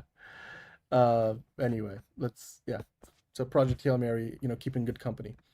But yeah, I think we have a couple more things. We have a couple more things to glaze Project Hail Mary with. So we had this like kind of the mixed reality game. Remember we talked about this? Real time. So this is the game that Andy Weir wrote an original story for, which it takes place like, I think, during the time that Grace and Rocky are going to Arid. And so it's a mixed reality experience, but the story in it is original, and it's written by Andy Weir. So they were kind of reacting to the game for the first time, like somebody showing them a demo. And you can see Lord and Miller and Andy Weir, who are, they're all producers on the movie as well. So that's kind of cool. I'm like, how do I get a hold of this? Do I need like VR headsets, or like, do I need an Apple Vision goggles or whatever? Like, it's hey Noel, we're gonna get to quick hits and then we're talking about the Wonder Woman stuff, so don't you worry, we'll get there. We'll get there. But happy Star Wars month. May the 4th be with you. Your thoughts on this, Sean? This looks okay. They're kind of having fun with the clip of like, they want to see like how the Rocky reacts to all the motions, because apparently when you do a thumbs up, he does a thumbs down. So they're like, is he getting all of those pieces right? Which is kind of fun. So yeah. Nice. Yeah. Mm-hmm. Very cool. But Indeed. next up, Ryan Gosling just existing is making people cry. Which, yeah, I was like, Ryan Gosling makes he's the literally fan cry. me, so Tears of joy. Yeah. So, yeah. Like I remember the one, like, again, years ago, because Heath Ledger, but I think Heath Ledger was like at like a premiere or something, and clearly it was someone who was like working at the premiere. She like screamed, "Ah!"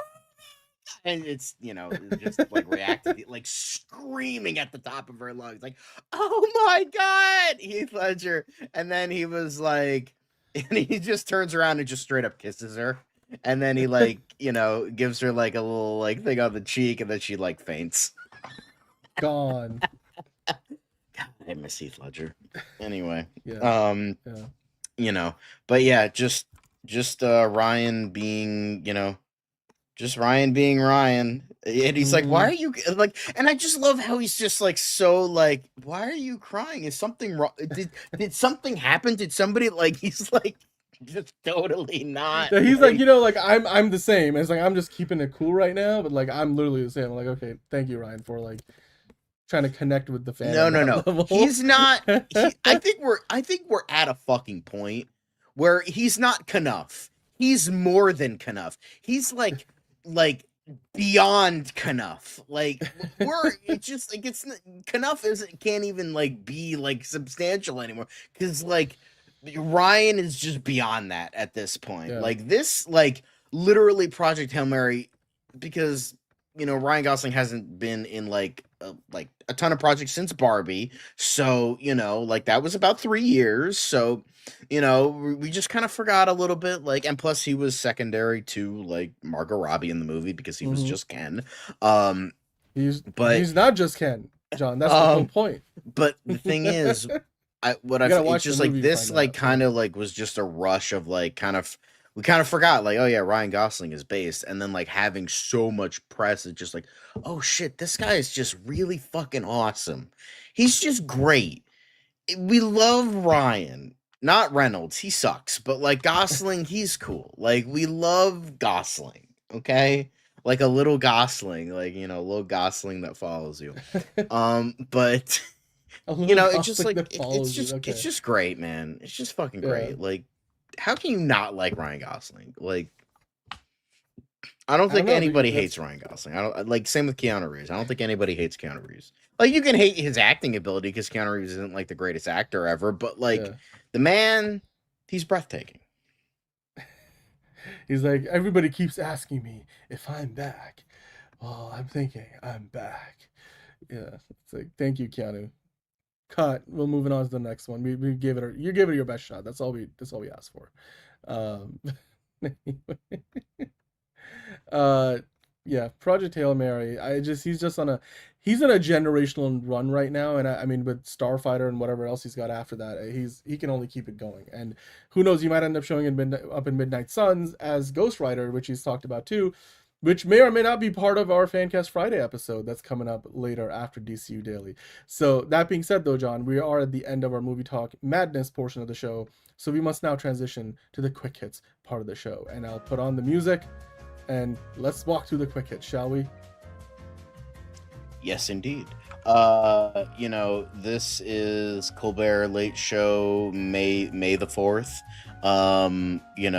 Doing a little bit of like glazing Mr. Sir President Nolan. So, the big announcement is that Sir President Christopher Nolan is gonna drop the new trailer, probably basically the first full trailer, because we got a teaser trailer, and if you went to see 70mm IMAX, you're probably seeing like the prologue of the movie, but the first full trailer for The Odyssey is going to be releasing on the Colbert show, the Late Show with Stephen Colbert, this upcoming Monday on May the 4th.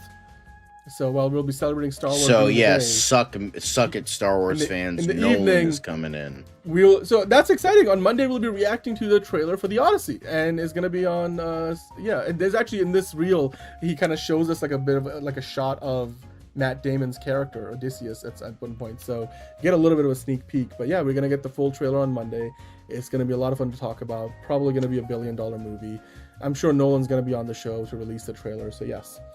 Watch Colbert, then we'll react to the trailer. Mm-hmm. So, but next up, Andrew Garfield, the man who nobody is going to believe about anything anymore. On fan theories that there are, although they're spelled wrong, are more characters in this scene for Spider-Man Brand New Day. This is absolutely, I'm gonna try and do a British. This is absolutely ludicrous conspiracy theory levels attempts at investigative journalists. I can't do it. I'm sorry. You've lost your damn minds. But yeah, it's just But Andrew, no one's gonna believe you anymore about anything. So like, nope. Bro deserves an Oscar for pretending to not be No Way Home for a year, so I mean, I think people are trying to like get him to be like, so are you in the movie? Like, is it you that we were looking for? And it's most likely not him, but nobody's believing him if he tells you that there's not like a bunch of characters that scrubbed off that shot, because why would Spider-Man be fighting all members of the Hand at once? It's like the same thing as what happened in the No Way Home, and they brushed out all the 2 other Spider-Man characters. So yeah, nobody believes you, Andrew Garfield. As much as we love you, we don't believe you. So yeah, sorry buddy. Yeah. Next up, Meryl Streep, Marvelizing has made movies so boring. The Devil Wears Prada 2-star says superhero movie popularity has resulted in less interesting characters. I kind of agree. Like the idea of you think so? I kind of, because I thought this was like her old woman shouts at sky moment. I don't know. Honestly, no, because she's not saying Marvel's movies suck. She's saying the effects that Marvel movies have had on certain movies have made them less interesting. Case in point, every action movie now feels like a Marvel movie. Like, very rarely have we gotten like a straightforward, genuine action movie. It always has to be an action comedy. It always has to be a wink and a nod towards the camera. There's always a quip. There's always a like, hey, did that just really happen? Typical Marvel stuff. And honestly, the fact that we're getting all of those the fact that we're getting all those in like so many action movies and even other genres, it can get a little boring because it's just we're seeing the same thing over and over again. Maybe she didn't mean it like that, but that's how I'm taking it, because I kind of agree with that a little bit. So I think the only like genuine like action movies that we've gotten are like probably the John Wick franchise, but even then it's very like flailing, kind of like over the top kind of stuff, which isn't bad, but like I'm talking like rough and tough Predator, Rambo type stuff. Like I don't even remember the last time we got an action movie like that. So I think, aren't they redoing? What's the one that they're remaking? It's John Rambo with Noah Centineo. No, not that one. Was it Commando? What am I thinking of? No, it's the one where Arnold like snuffs out a dude on the plane. What's that one? Didn't Arnold say they're remaking that one? Somebody's gonna tell me in the chat. I'm just blanking on the name of the movie right now. Wasn't it Commando? Was it Commando? Am I thinking of the wrong? Am I the only one here? Sorry, somebody rescue me, please. Rescue me. Yeah, I think they're remaking that, which was like as much of an 80s like straight up action movie as anything. I don't agree with this. I mean, I think like good movies have good characters, whether they're superhero movies or not. But sure, I mean, Meryl Streep has a lot more, street cred with the Hollywood. But yeah, I don't think she's talking about superhero movies, though. I think it's just talking about like doing the quipping and the kind of. We keep making sequels, Steven, because they make money. That's why. Kind of like the vibe of it all. But yeah. Yeah. Battlefield ignites bidding war as 5 studios fight for Michael B. Jordan video game movie, because nobody's fighting for COD because it's already at Paramount. But like, I'm just saying, like, in terms of like, imagine if we got like a 4-way like competition between like Battlefield, Call of Duty, and then we get like a Medal of Honor game, which was actually co-made by Steven Spielberg.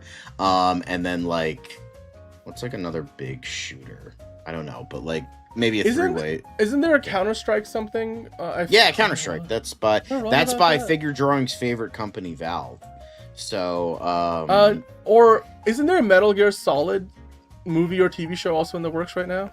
Am I wrong? Somebody tell. I feel like we talked about this. I want to say that's somewhere in the works as well. So, yeah, I mean, obviously, like anything that's left yet to be adapted, they're going to adapt eventually, if not like soon. So, I'm not entirely surprised, but it's good to see that it, it's spark. I mean, John, in this article, I don't know if you can scroll down. They actually tell us. Well, actually, it's right there. No, never mind. It's right there at the very top.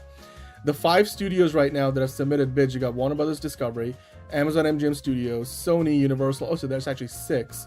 No, 5. Yeah, Amazon MGM, Warner Brothers, Sony, Universal, and Netflix. I hope it doesn't go to Warner Brothers Discovery, because it would be mad awkward that they get the movie and then they're going to Paramount, and then it's like both Call of Duty and Battlefield are being made under the same studio. So I hope another studio gets it, preferably Universal, Netflix, or Amazon MGM. So yeah, but I mean, this is the one. So this is going to be Michael B. Jordan alongside Christopher McQuarrie. So McHugh, as Tom Cruise calls him, will be directing this, and Michael B. Jordan will probably be producing and starring in the movie. So yeah, we'll see how this works out. This exciting stuff. Very, very exciting. I'm more excited for this than fucking Call of fucking Duty. Anyway, secret screening of Gremlins reveals assembly cut of 1980s classic for the first time since 1983, and it brought out a who's who of horror players, among them all the people that I'm not gonna fucking talk about. So yeah, this is kind of cool. Yeah, I mean, if you're a fan of the Gremlins, then this is an interesting article to read up on. I just thought it was a good, this is a perfect quick hit headline. So, good stuff. Yeah. Tangled live action remake. Diego Luna joins Catherine Hahn in Disney's live action remake. Will the Endor star have friends everywhere in the Kingdom of Corona? I hope they change the name of the kingdom, because now it's just kind of awkward. Kingdom of Corona. Hopefully no viruses break. I was thinking more like Corona Light. I don't know. That's just, but that too. Yeah, call it Sylvester Cristal. Anyway, but yeah, this is cool. I mean, I feel like here's the thing. I don't like live action remakes. I like the animated Tangled. Personally, I actually go and fucking watch this. This actually sounds pretty fucking good from the casting decision. It's not Diego Luna and Catherine Hahn. I mean, who else is in this? Wasn't Tegan Croft of Titans, who I do think is a good actress. Just got stuck in a garbage show, and then some other guy I don't know, but he looks like the character. So yeah, I was gonna say this movie. How it's like what Tangled is like 15 years old, if that. The only thing that bothers me is like it was 2010, 2011 around like there. Isn't it a little too early for them to be giving us?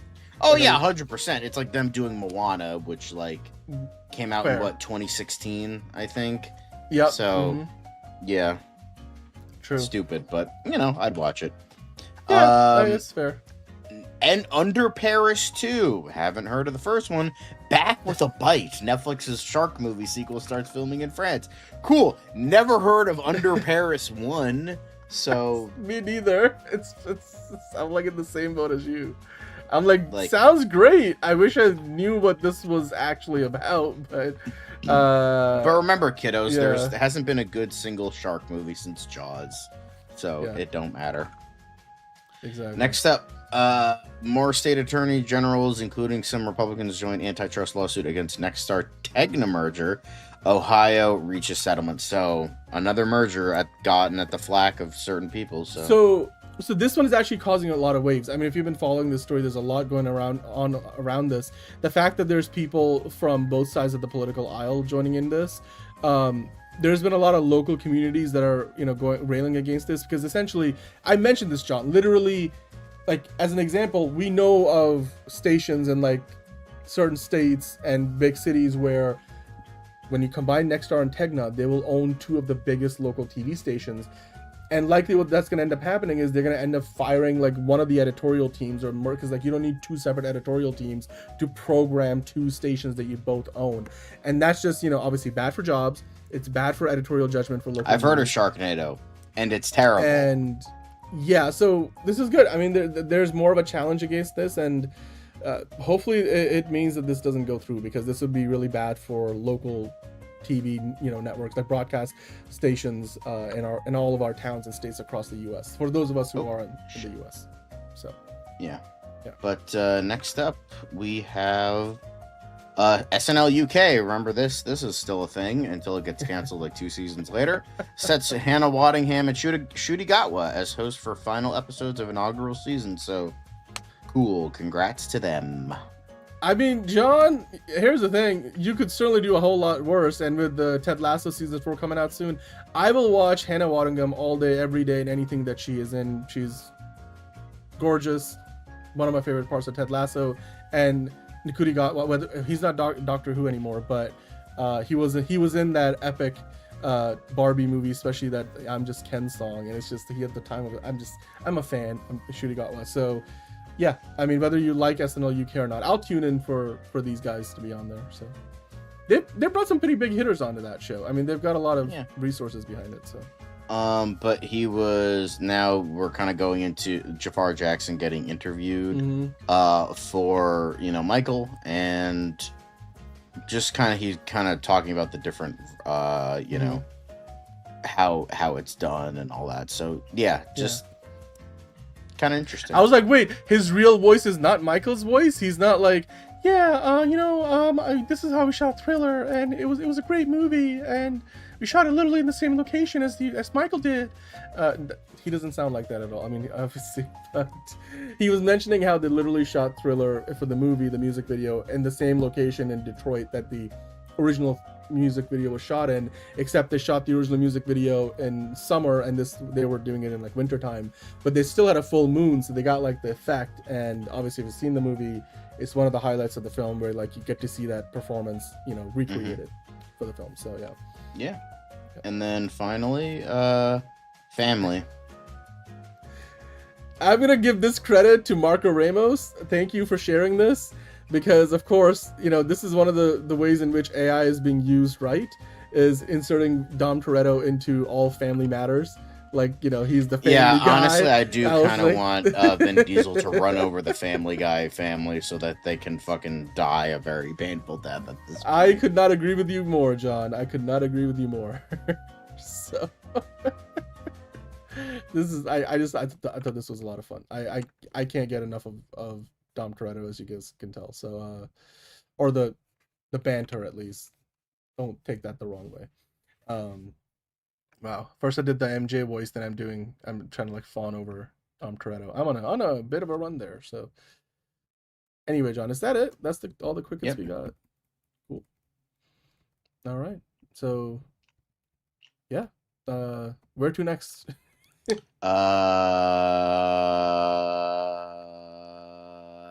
This. It's another project that's been blessed from the beginning. There's the shot right there. That. Okay, we don't need to see right there. Hey, buddy, eyes up here. Now you want to get nuts? Let's get nuts.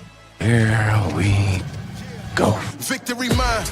Ask me how am I doing? I'm telling you, really, I'm doing sublime. I never wait in the stewardess line. I just go do it. I'm moving my time. Really had nothing to do with it. How am I moving? I'm moving like you want to shine. Follow my lead. Don't listen to lies. I had to put me all in the line. That's why I know that victory's mine.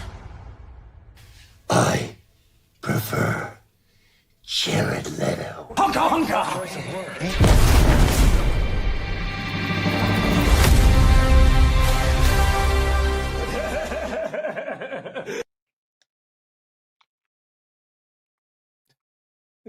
Hello. Welcome on into another episode of DCU Daily. I'll do the introductions. Of course, we got a lot to get into. We got some Superman talk, Man of Tomorrow talk. We got to be talking about Supergirl. There's some new promo images that we didn't really get to talk about earlier in the week. James Gunn has been busy in between shooting Man of Tomorrow, getting on social media, clearing a few things up. So we'll get into what did Gunn say. And then we have some quick hits. Apparently, Andy Serkis might not have at one point returned for the Batman Part 2, but don't you worry, things seem to have worked themselves out. And then, of course, John, I think the one we are all excited to talk about is a potential update for the Wonder Woman casting. So we'll get into that as well. Which one of these are you most excited to get into, John? I think Wonder Woman was pretty cool. Like, anything to talk about that, because great character. I mean, I hope she's not in Man of Tomorrow, but I'm still excited to talk about the future of that character, because I think, she's great. Absolutely.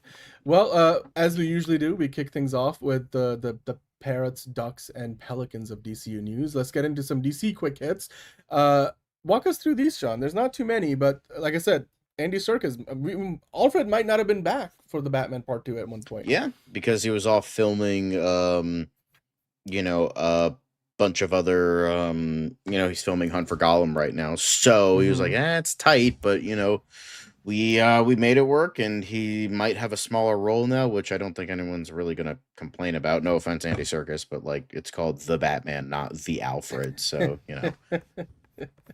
Yeah, fair enough. Yeah, he was saying, they figured it out, but he did say it's still going to be tight, but they're going to make it work, and so he's going to be... Okay, hi, Georgie. This is Georgie, by the way. Yeah, and Alfred's going to be back. And he also talked a lot about how he approached the character from that perspective of there's this father-son relationship between Alfred and Batman, which is something that we hadn't really seen in live action for quite some time. Not in that way. I mean, obviously Michael Caine's Alfred was kind of like that towards the end of the Dark Knight trilogy, more so, overtly so, but yeah, it was a very intimate, relationship as it evolves in the Batman. I enjoyed that dynamic. It's also, Andy Serkis was talking about how his own father was pretty distant with him growing up, so he kind of brought some inspiration from how he experienced that relationship in his own life into the role, and then just against the idea that Alfred was maybe at one point in his life in the SAS, worked himself into private security for the elite like the Waynes, and so he was able to teach Bruce Wayne a lot of those skills, but he just wasn't able to be a father, which is literally in the movie. He's like, I just wasn't equipped, is one of the words that he uses of the term. So yeah, but well, Michael Gutierrez, we'll get into that later. And Enterprising, thank you so much for that super sticker. And yeah, Monique is saying hi, Georgie. Georgie says hi back. Let's keep going. We got more DC quick hits to get into. So Dean Lorey, man who is behind Creature Commandos, and as well as Kite Man Hell Yeah, which is the thing I more so care about and wish it's not canceled, but he said, I would hold on hope, John. I promised the story a little surprise, so here you go, the title page of the first script.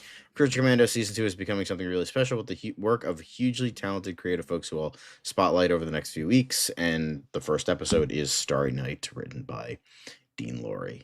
Obviously, that's about it. Nothing really all that crazy. So, yeah, title page. Woohoo! So it's the title page of the script of the show, which is great. It means they're moving along. I mean, they'll probably start, recording sooner than later, hopefully, and then that means we are one step closer to season 2 of Creature Commandos. This won't be the first time we talk about Creature Commandos on today's show, but it's exciting to see that they're making good progress. So I know James Gunn is not really involved with this season. He wrote a lot of the first season, but he's already said he's pretty hands off at season 2. So Dean Lorey is the one working on this with some, like you said, very talented other folks in the writing room. So yeah. All right. Let's keep going. DCU's Lanterns premieres August 16th in HBO's Prime Sunday night slot. We already talked about before. This. We did. So... The reason why I bring this up is because, John, somebody did us the honor of superimposing that suit that we see in the teaser trailer onto Hal Jordan himself. How does that look to you? Do you think that looks any better? It looks like poopy. It looks like poop. It looks like somebody gave him a Boston pancake and pooped on his chest. That's exactly what that looks like. Don't ask me how I know what a Boston pancake is, okay? Anyway. All right, cool. Just wanted to get your opinion on that. Thank you for sharing. Dog shit. Or cat shit. Speaking of cat, Anne Hathaway being a maybe not the best Catwoman, but a very good Catwoman, a very beautiful Catwoman. I thoroughly enjoyed her Catwoman. Oh, I like her Catwoman. You know, spunky. Yeah. I'll take her over fucking Zoe Kravitz any day of the fucking week.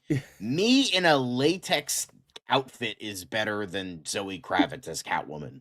Like, nobody wants to see that. I don't think I want to see that, John. But thanks. Nobody ever wants to see that. So yeah.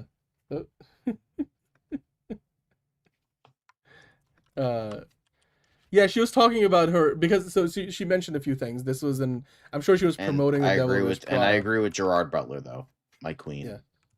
Yeah. I mean, she was a gorgeous Catwoman. This photo is from apparently this was one of the last things they shot, and it was on like a big skyscraper in New York City. And she did mention how Christopher Nolan told them, Sir President Christopher Nolan told her, I should say, that he was like, you don't need to lose any weight. You look great in the suit. I just want you to be able to do your stunts. So like, you know, as long as you can do that, completely fine. And she's looks the part. She was in phenomenal shape regardless, but and obviously you could tell she did a lot of her own stunts. There's behind the scenes footage of her being on the Bat Pod and how that experience was. So she clearly loved the role. This was one of the coolest things she's ever done, and Anne Hathaway talks about it in a really positive light. So Georgie kind of does her own thing, Monique. She's sort of in and out. I can't really control that too much, but yeah, I mean, I still think Anne Hathaway's Catwoman is one of the most gorgeous, sexy, powerful, like, you know, iterations of the character that we've ever seen. So Michelle Pfeiffer had a different vibe. You know, it worked for the Tim Burton verse. Halle Berry, I'll watch in anything, but you know, the movie wasn't good. But Anne Hathaway to me is my personal favorite Catwoman. I know it might be in the minority on that. But you know, Zoe Kravitz made the character her own. Each their own, and they've all done a good job. Again, what the director was looking for, they delivered, which is all they were asked to do. I agree. Yeah.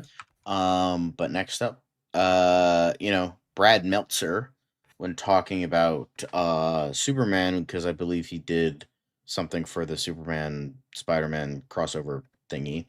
When it comes to losing my parents, it's not their absence that hurts most. I can conjure them at will. It's the fear of whether I did right by them / did enough for them / could have done more. And so when Superman meets Spider-Man, he immediately spots Peter's guilt. Clark knows that guilt is pain, and that's how I knew how to write the scene.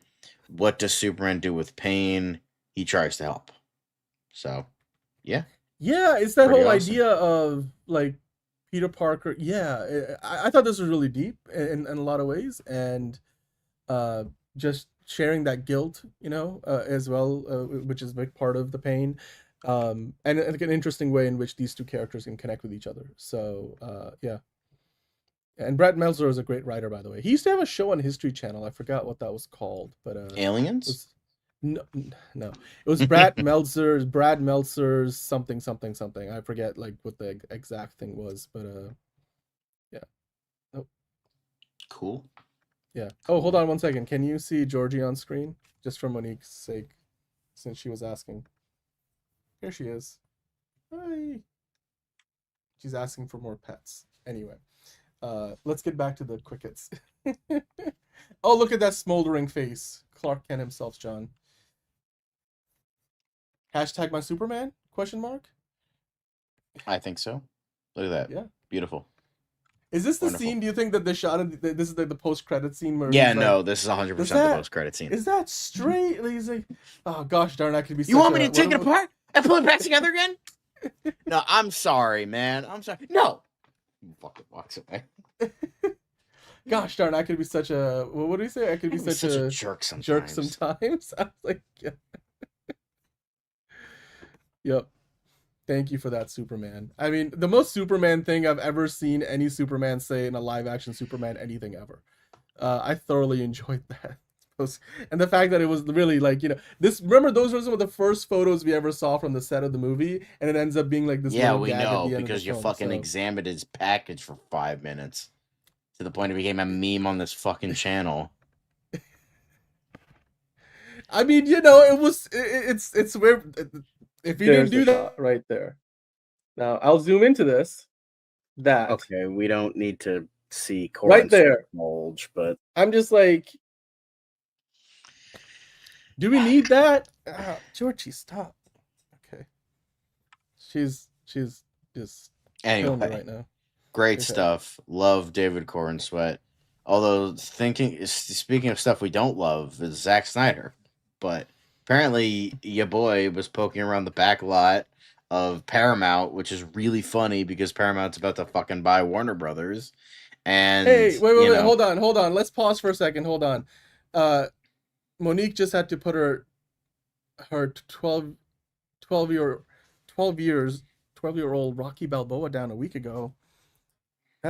I'm so sorry, Monique. It's really sad to hear that, and our best wishes for you, because 12 years, that's a long time, and Rocky Balboa, like, I can imagine he was the best doggy in the whole wide world. So our wishes are with you, and just wanted to take a moment because when not 12 years, but and I didn't know Zelda nearly as long, but that's painful. So we feel for you, and thanks for sharing. My cat is being a menace right now in the meantime. Let's keep going. We were talking Zack Snyder, were we? Unfortunately, yes. Yeah. He's just an ironic sort of like, his next thing's at Paramount. Paramount's about to buy Warner Brothers. Snyderverse restored. Yeah. Let the theories begin, everybody. Look at that. There's a meme. There's another meme. The diversity of opinion is immense. Yeah. I wonder what he's... Look, here's the thing. If any of you are wondering, like, is he doing a DC thing? Until Paramount actually, officially is the owner of Warner Brothers, there's nothing they can do about any of the IP they don't actually own. The Zack Snyder's probably doing something completely different. It might even have to do with his current movie that he's been working on, The Last Photograph. Shit. Here we go or something new. Shit. So it's not DC related, but good to see Zack Snyder back working with a big studio. So good for him. I don't think he's coming back to DC. If he were, he would be going, he'd be posing with James Gunn or Peter Safran, not, and on the Warner Brothers lot. So anyway, let's keep moving on. We got done with Gunn say, quick hits, but now we have your boy. What did he say? Well, he's saying all sorts of shit. So he's saying this. So somebody asked, the only thing I think of is Bloodsport shooting Superman with a krypton, because he asked people like, hey, what would you think is non-canon for Suicide Squad, The Suicide Squad, and Blue Beetle? The only thing I can think of is Bloodsport shooting Superman with a kryptonite bullet wouldn't work because the opening crawl in Superman says he just lost his first fight, unless that pesky Amanda Waller was lying, which is my headcanon. A lot of people are saying this, but is being shot by someone at long distance while you're not losing a fight? I don't see Abraham Lincoln having lost a fight with John Wilkes Booth. What a fucking way to phrase that. But okay, I guess that works. I was like, what the fuck? Like, what an analogy that is. It's like, damn, Abraham Lincoln still catching strays fucking 200 years later. Shit. I mean, Abe Lincoln lost a fight for his life to John Wilkes Booth. Is that what you're talking? I mean, come on. Like, that's a really I was like, you just compare Superman to Abraham Lincoln? Both are pretty based, not gonna lie. Fair, but I'm just like, that's a pretty wild comparison, James. But yeah, sure. It's funny. I'm like, what the the WTF moment? Anyway, yeah. And then here he is talking about Peacemaker. Peacemaker season 2 deals were all in place when I became head of DC. It was either break everyone's contracts and pay out all that money and take away HBO Max's biggest show at the time, or find a way to make it work. I chose the latter, mostly though because I love the character and the show, and thought he/they could be an important part of the DCU. So essentially, it was money issues as well as just like, fuck it, we can make it work. Like, you could have just made a DCEU canon and just kept that in the DCEU, and then just like move on totally and not have Peacemaker be a part. You could have just done that. Like, right. Oh yeah, this is just the last vestiges of the DCEU. It's that canon. It's whatever. But he decided to have some fun with it. Decided to be creative with it. So I'm like, all right, I could see where you're coming from. Well, I mean, I think he said, like, look, he saw that or he thought that they could be an important part of the DCU. So the idea was, and obviously, you know, with if you have seen season 2 of Peacemaker, Checkmate might be a direction they're going in. There's like other things they're doing with the characters. It's not like they just did one thing and then they're like, okay, well, they're existing in this universe somewhere. They're probably gonna show up again in the future. So yeah. But yeah. He also said that James Gunn reveals that Clayface ends up in prison after he fights Rick Flag Sr. So yeah. So again, just kind of clarifying. So John, just to kind of provide context, if you guys haven't been following, James Gunn recently mentioned that Clayface, this version of Clayface, it is the same Clayface from Creature Commandos, you know, the one that we're going to get in the movie this year. And this Clayface movie actually takes place before the events of Superman. So it's the first project that's out of chronological order compared to everything else you've gone so far, because the events of Superman led into Peacemaker, those events lead into Supergirl, those lead into Lanterns, but Clayface is more of a prequel. That story takes place before the events of Creature Commandos season 1, and so he just confirmed, like, you know, yes, this Clayface is the same Clayface, and he ends up in prison after that season 1 of Creature Commandos. So in a manner of speaking, it's kind of like, oh, so we know where this version of Matt Hagen is ultimately going to end up because we have seen Creature Commandos season 1, but it doesn't, you know, mean that this movie is not going to be the most interesting horror movie of the year, because it looks fantastic. So can't wait. Yeah. Exactly, Jill. Yeah. You and I both. And I'm sure John is in the same boat. So. But yeah, and then in terms of the final what did Gunn say? But talking about Mr. Terrific, I don't know why he looks like Tommy Monahan here, but Mr. Terrific was introduced yesterday in the Spectre number 54, God knows how many years ago. So, yeah.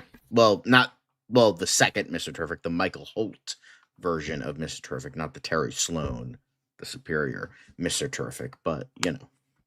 Yeah. So a little celebratory anniversary for goddamn Mr. Terrific.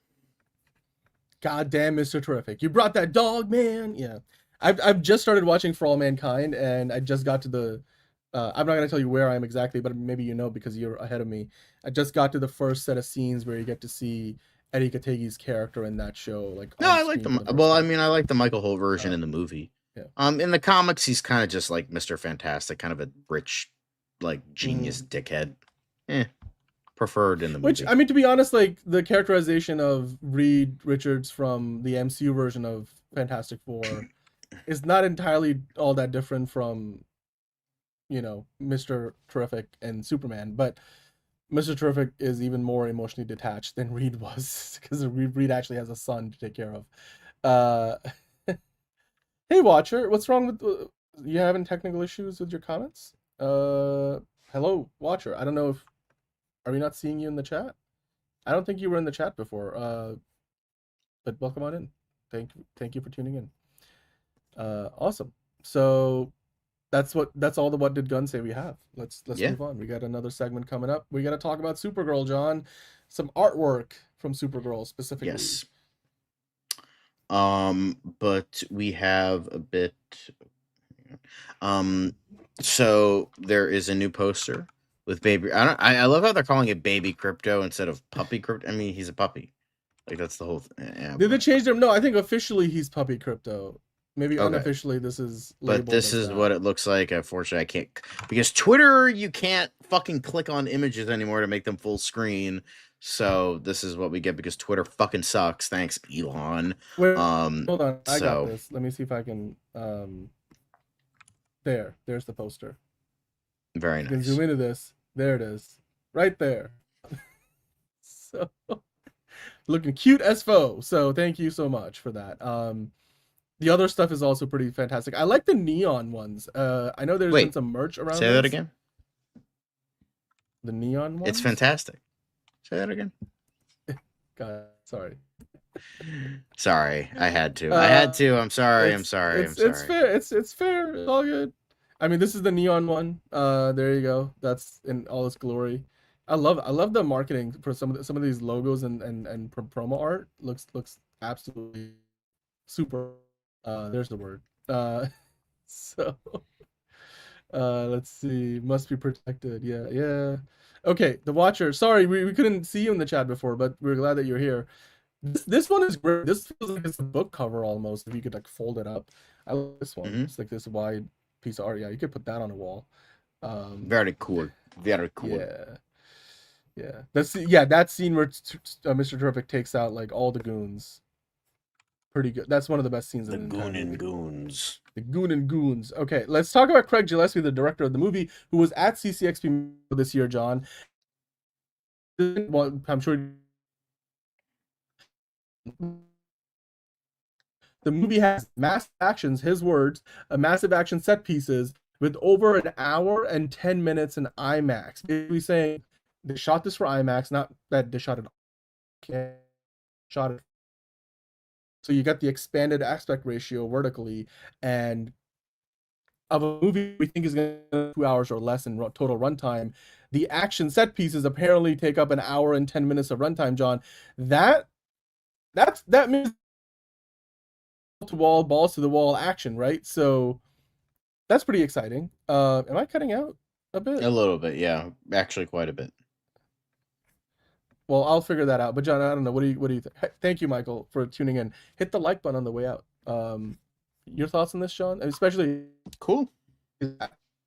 Massive action set pieces. Balls to the wall is my wording. Yeah. Cool. Yes. Oh, looks like he left. Anyway, he crashed out, but that's okay. Apparently we have a new look at Supergirl and Creme of the Yellow Hills and Craig Gillespie Supergirl. So, image. Let me go to open image in new tab, and now we can zoom in. We can zoom in into this, and bro, the fuck is with that fucking ponytail? Goddamn. It looks. I mean, he looks fucking weird and creepy. So like, sure, great, I'll take it. But yeah. That ponytail though, woof. What I like about this photo is you're getting a pretty detailed look at the costume of Supergirl. I don't know if you're able to zoom into it, John, but that's you get the look at the texture of the costume. It definitely looks more pronounced and like clear. Yeah, like the accents. Yes, I was gonna say, it's a more detailed, in-depth look at that costume than we have seen up until this point. The logo is embossed the way it is in the Superman costume. Like you said, it's very much pronounced, and you get to see the texture a little bit as well. So, yeah. All right, let's move. Let's zoom out. I don't feel comfortable zooming in on Millie Alcock's chest. I was gonna tell you to do the same, but but yeah, this looks. I think this looks pretty good. It does. To me. Absolutely, I agree. It looks fantastic, John. Super, Brian. Yeah, that book. That 3 years. Anyway, but that's it for Supergirl. Not a lot of Supergirl stuff. The Creme look is a little weird, but Supergirl looks. I mean, he's an alien. Like that's the whole thing. He's meant to be the bad guy. So let's talk about Man of Tomorrow, John. Anyway. So Man of Tomorrow, it's filming now. Eva Dominici is hitting the gym hard, and she's been posting all about it. She posted a few photos with a certain emoji that got people thinking and talking. Walk us through what's going on, because is she Wonder Woman? Because that's now the question on everybody's mind. So the Argentinian model turned actress shared a training video to Instagram, and the emoji she added to her post, a woman with crossed arms and a pair of crossed swords, have led to speculation that she may have been cast as Wonder Woman, while Arjona will play Maxima, or it's all a long con and it's actually switched. The emojis do seem very specific, but she could simply be leaning into the rumors here. Here's what Dominici had to say about when asked about the Man of Tomorrow rumors during a recent interview. I would love to work with James Gunn. That's the only thing. I'm a big fan, and at some point, I'd love to play a superhero. It's one of my dreams. So yeah, she had this cool, video of all this, and I think we have it more specifically here. She said specifically, "Let's get to work," and then the emojis. So you can kind of see them right there. Is she short? I mean, I don't really. I think the height. She's 5'7". She's 5'7". That's like. The thing is, a little above average. Here's the thing.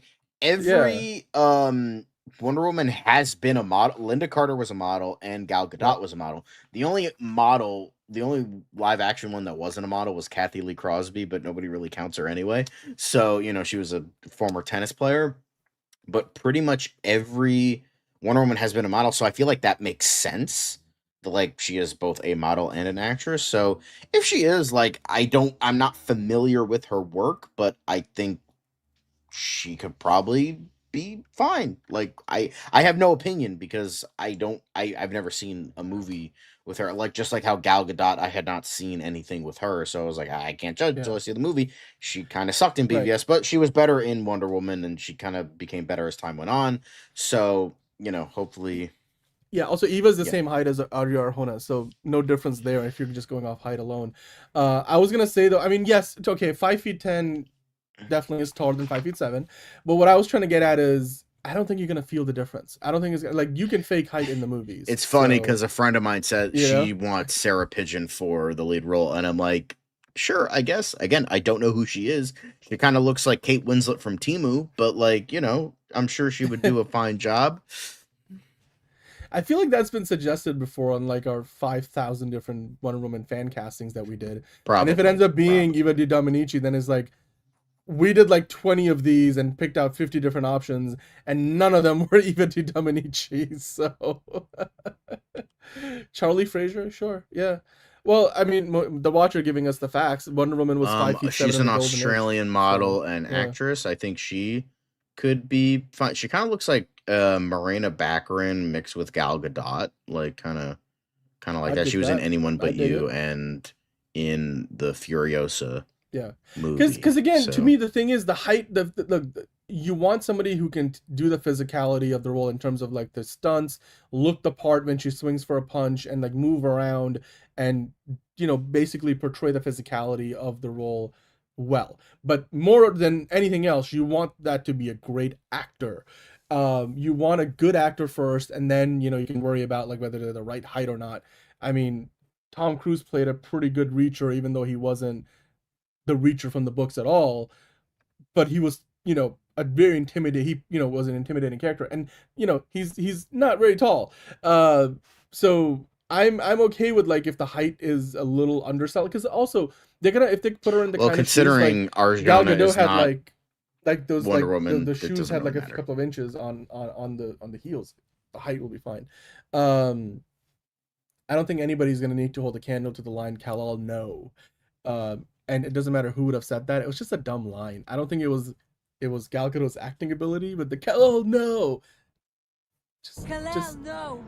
Like it doesn't make any sense. It's like Kal-El no. Like you don't know the guy. Like whatever, it's fine. I guess they were like Superman no sounds even dumber. So, or just say no. I agree. I don't think she's in it, but like it would be nice if she was. Yeah. Like, but yeah. I'm not gonna like. It's not gonna be like Just some fuck this shit, thank or, you for the "No, super I'm gonna-" chats. Just some geeky guys saying Pa Ken will get unalived by Brainiac.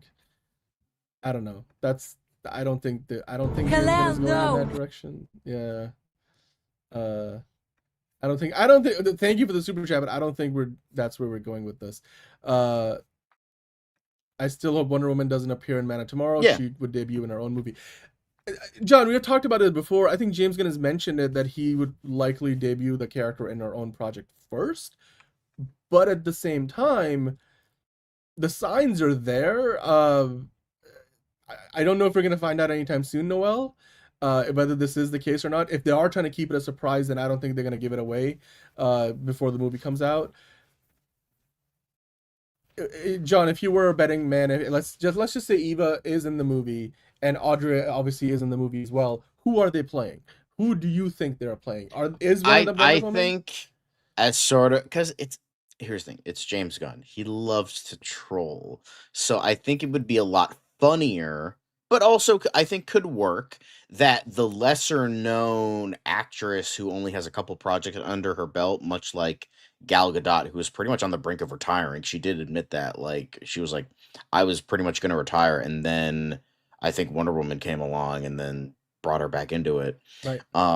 So there's that. So I think like having a smaller known actress play Wonder Woman makes more sense, and then you have like a bigger name like Asia Arjona play this smaller known character.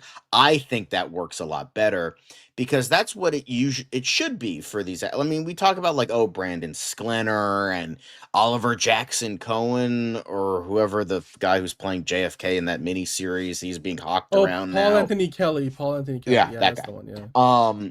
But like, I would prefer to have a smaller known actor. Like, we do these fan castings for fun, but like at the same time, I am the proponent of get a smaller like actor for the role who's been in a couple projects and then have them work with that. Like David Cornsweet, perfect. If this is the case, I think this is a very good casting. I think, you know, smaller actress for bigger role because she doesn't have, you know, this breadth of filmography like Asia Arjona does. But I think this is a better choice because it's a balance, a perfect balance. Small actress, big character, big actress, small character.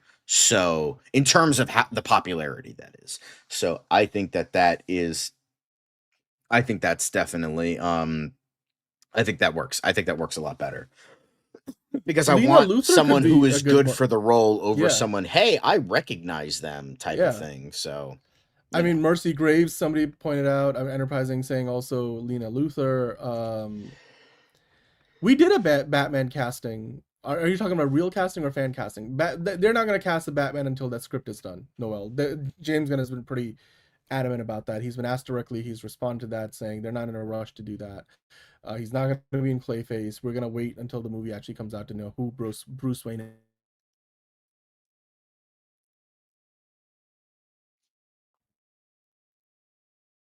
I think Dan. Am I back? Sorry, Yeah, I froze you're on you good. guys. I was just gonna say, I think most likely what's going on here is even Dominici is playing probably a much lesser known character that's just gonna have a very small supporting role. Maybe even she's part of like, you know, Rick Flag Senior's outfit or something. And Audrey Arjona probably ends up playing Maxima more. If you do get a Wonder Woman in this, whether it's Audrey or Eva, it's probably like one of you guys said, gonna be a post credit sequence. I don't see it being anything more than that, honestly. Exactly. Ledger's, yeah. I mean, Skylar Gisondo, kind of well known. Rachel Brosnahan, kind of well known. Meanwhile, the main guy, he was in Pearl and like something with like Natalie Portman, but like outside of that, he's, you know, barely known. So, right. Exactly. Yeah. Well, I mean, because as I said, I'm not saying Maxima is a smaller character, like in terms of like role in the movie and role in the DCU. Maybe she's just like, who do you fucking know more, Wonder Woman or Maxima? Popularity. That's what I'm talking about. So, right. Yeah, I think that's a pretty obvious choice there. Yeah. I mean, Maxima does end up in the Justice League eventually in the comics. Maybe that's where they'll go with this. We've talked about that before too. Noel's going to bed. Thank you, Noel. And good night to you. Hit the like button on your way out. Thank you for joining us here today. As far as like, Wonder Woman casting goes, this is still kind of up in the air. I think if you wanted to make the case that she is Wonder Woman, the emoji takes you the farthest of anything else, but that might even be probably like a misdirect, or maybe she means something completely different. For all we know, she might be talking about a different role entirely that has nothing to do with Man of Tomorrow or DC at large. But we'll find out soon enough, I bet, because they will start filming. I think Frank Grillo posted on his stories Metropolis. I was like, wait, are they already going to film in Ohio that they got tax credits for, or is that later in the summer? So we will have those set photos. We'll dig into them. You know, we'll zoom into it and point out, you know, Bulge Watch returns this summer, so don't you worry. But that's all we got for today's version of DCU Daily. Of course, we have Fancast Friday coming up. It is past the midnight hour on the East Coast here, but it is still Friday somewhere. So we'll get into the choice of topic you guys voted on, which is the MCU Mutant Saga 2028 and 2029. There's a bunch of movies that the dates that they've got slotted in for what will be the movies coming in after Secret Wars. So we're going to be picking out what those untitled Marvel movies could potentially end up being. And so join us for Fancast Friday. You voted for it. That was the winning topic. And if you don't join us there, then of course we hope you have a great weekend. Go watch the movies. You got Michael, you've got Devil Wears Prada 2. There's a bunch of horror movies out there, and of course, come and talk to us about it on Monday, and we'll be here with you for another episode of DCU Daily. Until then, John, what are we from the beginning? Blessed. It's another project that's been blessed from the beginning. There's the shot right there. That. Okay, we don't need to see. Right there. Hey, buddy. Eyes up here. Now you want to get nuts? Let's get nuts. Here we go. Victory mine. Ask me how am I doing? I'm telling you, really, I'm doing sublime. I never wait in a stewardess line. I just go do it. I'm moving my time. Really had nothing to do with it. How am I moving? I'm moving like you want to shine. Follow my lead. Don't listen to lies. I had to put me all in the line. That's why I know that victory's mine. I prefer Jared Leto. Hunka hunka!